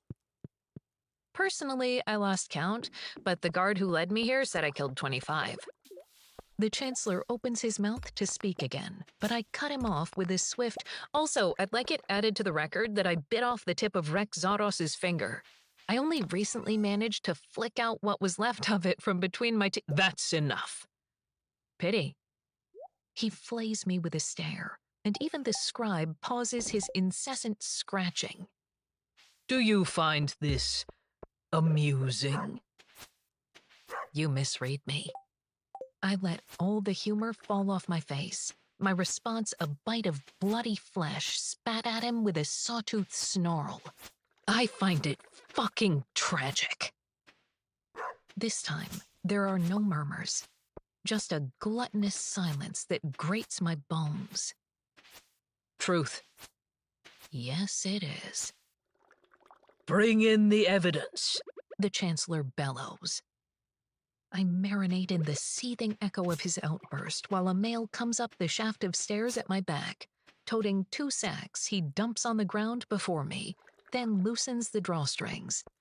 He begins pulling out flaps of preserved flesh, flopping them on the ground in a semicircle around me, each bearing letters carved with my own hand.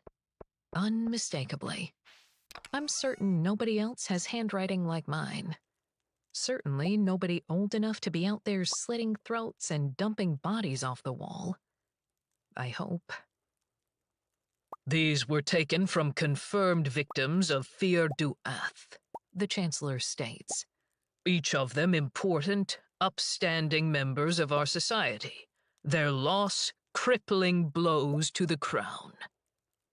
I practically preen, chest puffed, about to thank him for the compliment when he waves a familiar board at my face, adorned with 3 words etched in coal.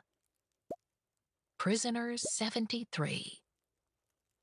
And this was your handwriting when you signed for your rations, He says, a bemused look in his cruel eyes. if you could even call it that. I'm certain my youngling could do a better job, and he's barely out of the crib. Some of the nobles spill a roll of laughter that deflates my chest and makes me feel entirely too small. Makes my cheeks burn. I learned to write with a piece of coal on the ground of a cell, and no matter how hard I try, I can't stop my words from looking like I'm still scratching them upon the stone. Every letter is a sooty ghost tilled from my past, but I refuse to let them beat me. I click my tongue, glancing from skin slab to skin slab as the guard continues to slap them upon the floor. Well done. You possess a brain cell. I glance up again, holding the Chancellor's beady glare. I would cheer, but I'm certain you'll do enough of that this slumber while you're staring at your floor-length mirror, fisting your microcock. Gasps rain upon me as the Chancellor's face reddens, the veins in his temples pushing to the surface. He opens his mouth, and I can see by his narrowed eyes that he's thinking about using a phrase. One I've used more times than I can count, exhibited by the flaps of flesh decorating the floor at my feet. His lips thin, and he clears his throat, lifts his chin.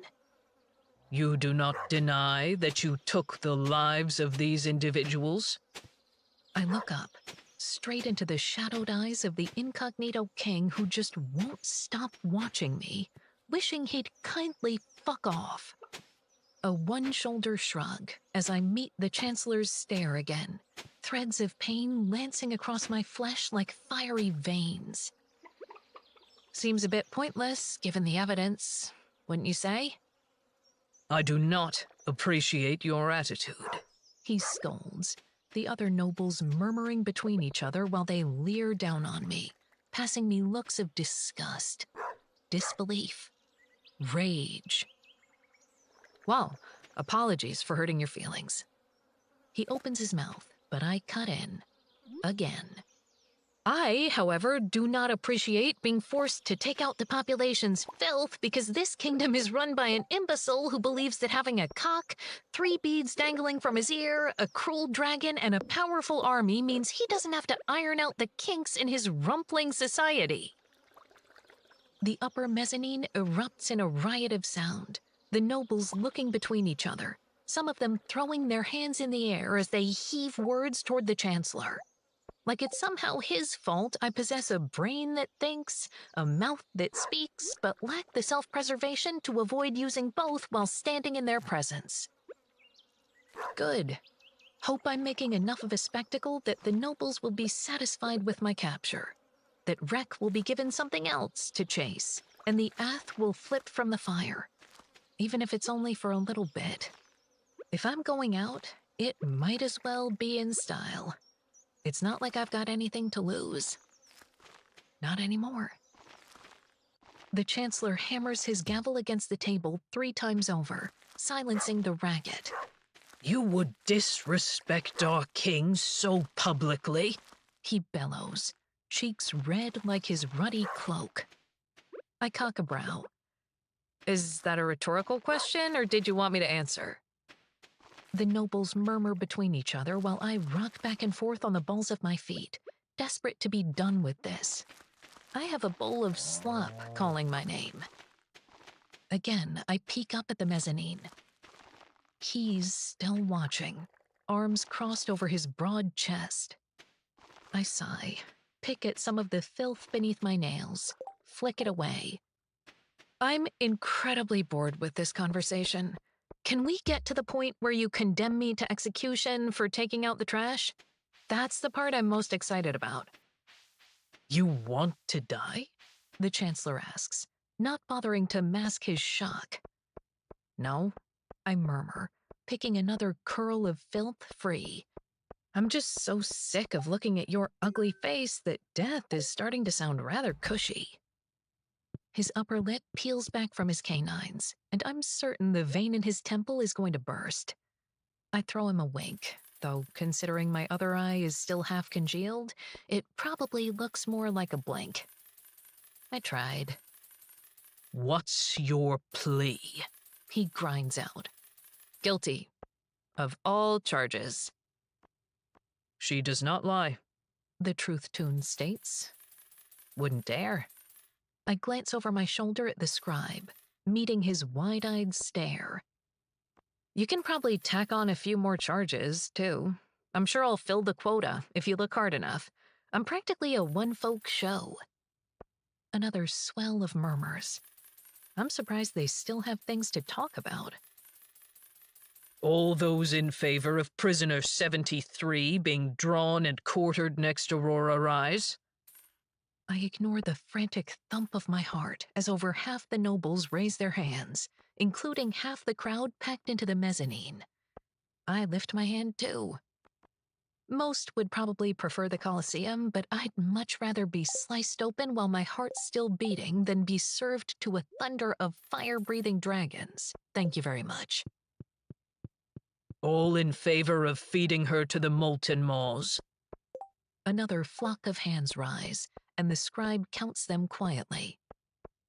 It's a draw, he calls out, gaze cast on the mezzanine, appearing to recount. I frown. Surely not. I count too, looking up in time to watch a familiar hooded Rooney raise his hand, like he's lifting a gavel of his own, casting a vote. Oh, no matter, the scribe bellows. Dragons it is, by one vote. My blood chills, my rapidly beating heart making my head spin, certain I'm going to pass out. Not that it stops me from slaying the incognito king with a glare I hope he feels all the way to his bones. I should be able to die how I want to die, damn it. The king dips his head, and I picture myself lobbing it off his shoulders and watching it thump upon the floor. But then the Chancellor slams his gavel against the table again. I flinch, gaze plummeting in unison with my guts. It's settled. Prisoner 73, you will be led to the Colosseum come next Aurora rise, and the bell will toll in your name. May the creators have mercy on your tarnished soul. Rave. Chapter 23. I'm escorted back down the long, twisting tunnels of Gore's notorious prison, past cells that smell as rotten as I do, past folk who cling to their bars with blanched hands, looking at me through wide eyes, faces gaunt, lips cracked and sapped of color. We pass a boy with his cheek pressed against the bars, his eyes so glazed and sightless, I almost wonder if He blinks, pupils tightening, gaze shifting to me. The strings of my stony heart tug, because I recognize those yellow irises, that flock of matted golden curls. On a foggy aurora rise not too long ago, I found him wandering the ditch, blood spilling from his nose that looked as crooked as it does now, bruises in places that told me someone much stronger had taken their anger out on him. I'd given him an elding orb, asked if he wanted my help in any way. He'd pushed the orb back into my palm and told me he wanted to do it himself. I look away, a shiver scurrying up my spine where it explodes across my shoulders, down my shredded back. I'm nudged into my cell, stumbling to a stop. One of the guards unclips me from the leash, reattaches my mobility-restricting pole, and kicks me. Hard. Panic erupts beneath my ribs as I pitch toward the back wall, certain I'm about to rip half my face clean off, my feet clamped so close together it's impossible to kick my foot forward and catch myself. Instead, I tip my body to the side and tuck into a ball. My shoulder collides with the wall, the top half of my back grating down the rough-hewn rock in an explosion of teeth-gnashing agony, violent aftershocks coursing through me, my flesh lit with the whipping pain of 1,000 lashes. A deep, searing scream wrangles up my throat, seeming to echo off the walls, the tapered end of it chased by a chilling silence. Hissing through the aftermath, I tap my hand against the floor to the beat of my calming song while letting my eyes slit open, narrow on the offending guard. He picks my broken lock off the ground, then leers at me like it's my fault a king with a fist of iron crumbled it free. He secures my door with a new padlock he plucks off the latch of an empty cell and leaves with the rest of my armored entourage, their heavy footsteps fading into oblivion. He's lucky I'm chained and secured in a cell. Otherwise, I'd have his heart in my squeezing fist for making me scream. Guessing it didn't go well? Rook asks from somewhere so close I can feel his whiskers twitching against my arm. As expected, I mutter past gritted teeth.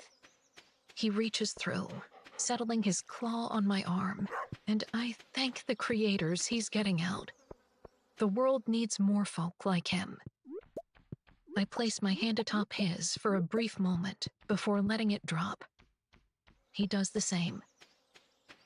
There's the sound of the slop cart rolling down the tunnel, of bowls sliding across the floor, followed by the sloshy tune of ravenous consumption. A bowl skitters into my cell, and I look at it, feeling none of the hunger I was experiencing earlier, the hollow ache replaced with gut-churning dread.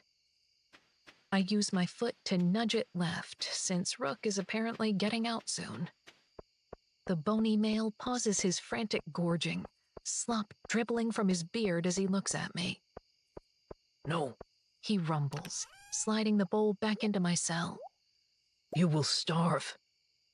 I look straight into his sunken eyes. I'm to be offered to the dragons next Aurora Rise. It's wasted on me. Everyone seems to pause their feeding frenzy, silence feasting on the echo of my words. I am sorry. The male murmurs. So am I. Sorry I won't get the chance to avenge Essie's death, and that I'm leaving this beautiful, broken world. I love living, painful as it's been at times. I love the colors of our kingdom and the way our clouds are ever changing, ever shifting. I love the way the dragons soar through the tombstone-riddled sky, entirely untethered. Love the feel of fallen snow peppering my skin, and the way a frosty, southbourne breeze nips at my nose, numbing the tip of it like an icy kiss. The backs of my eyes burn as I think of that little wonky moon I'll probably never see again. I love that most of all. I offer the male a soft smile, pushing the bowl beneath the bars again. This time, he takes it. Diary entry. Elowen Nevan. Age 18 phases. 5,039 phases after stone. Ostern Vagor, king of the burn, came to visit Ma and Pa and, well, me. Since I'm now 18, I'm apparently mature enough to be marketed off to the highest bidder, like livestock set for slaughter. At least, that's what King Ostern thought, that Pa would agree to an arranged bind between me and one of his sons who has cruel eyes and an even crueler smile, simply because the Shade has a swelling need for agricultural produce we're struggling to service. Too bad for Ostern. I told Pa I'd rather eat nothing but my Moonplume's shit for the rest of my existence than pair with Tyroth Vagor, and meant it. Pa said I have a foul mouth, that if I grew up in the Botanic Plains like he did, I'd have been made to shovel fawnicod dung for an entire phase for that single comment alone, or be whipped for my insolence. I told him I'd happily take a whipping over Tyroth Vagor. Pa said that's exactly why he left that place, and that he wouldn't sell me for all the grain in the world. Then he kissed me on the forehead, called me remarkable, and told me to spend some time with Slatra and Alum so kings could talk politics without a foul-mouthed princess listening in. I love Pa, but I wish he'd stop calling me remarkable. If I could squish that word like a bug and pop it from existence, I would. I asked Hadion if he'd like to come with me to the hutch, but he just stared at the wall, like he always does. I accepted long ago that he never came home from Netherin. Not really. I swore I wouldn't leave him there, but I did. He doesn't laugh anymore. He doesn't eat butterberry chews. He doesn't speak. Which means he also doesn't argue when I push him into the hutch so he can watch me work on a loom's wing that's growing stronger with each passing phase. Honestly, I think she'll be sturdy enough to take her first flight soon. Since he was a little boy, all Hadion wanted was to ride on the back of his own moon plume. Perhaps if I can give him that, he'll smile again. Rave. Chapter 25. My foot taps against the floor while I hum soft and slow, Ballad of the Fallen Moon whipping through the otherwise eerily silent cells. Most of the other prisoners fast asleep, hidden in some pocket of non-reality where I hope they're happier, more comfortable, healthy and free.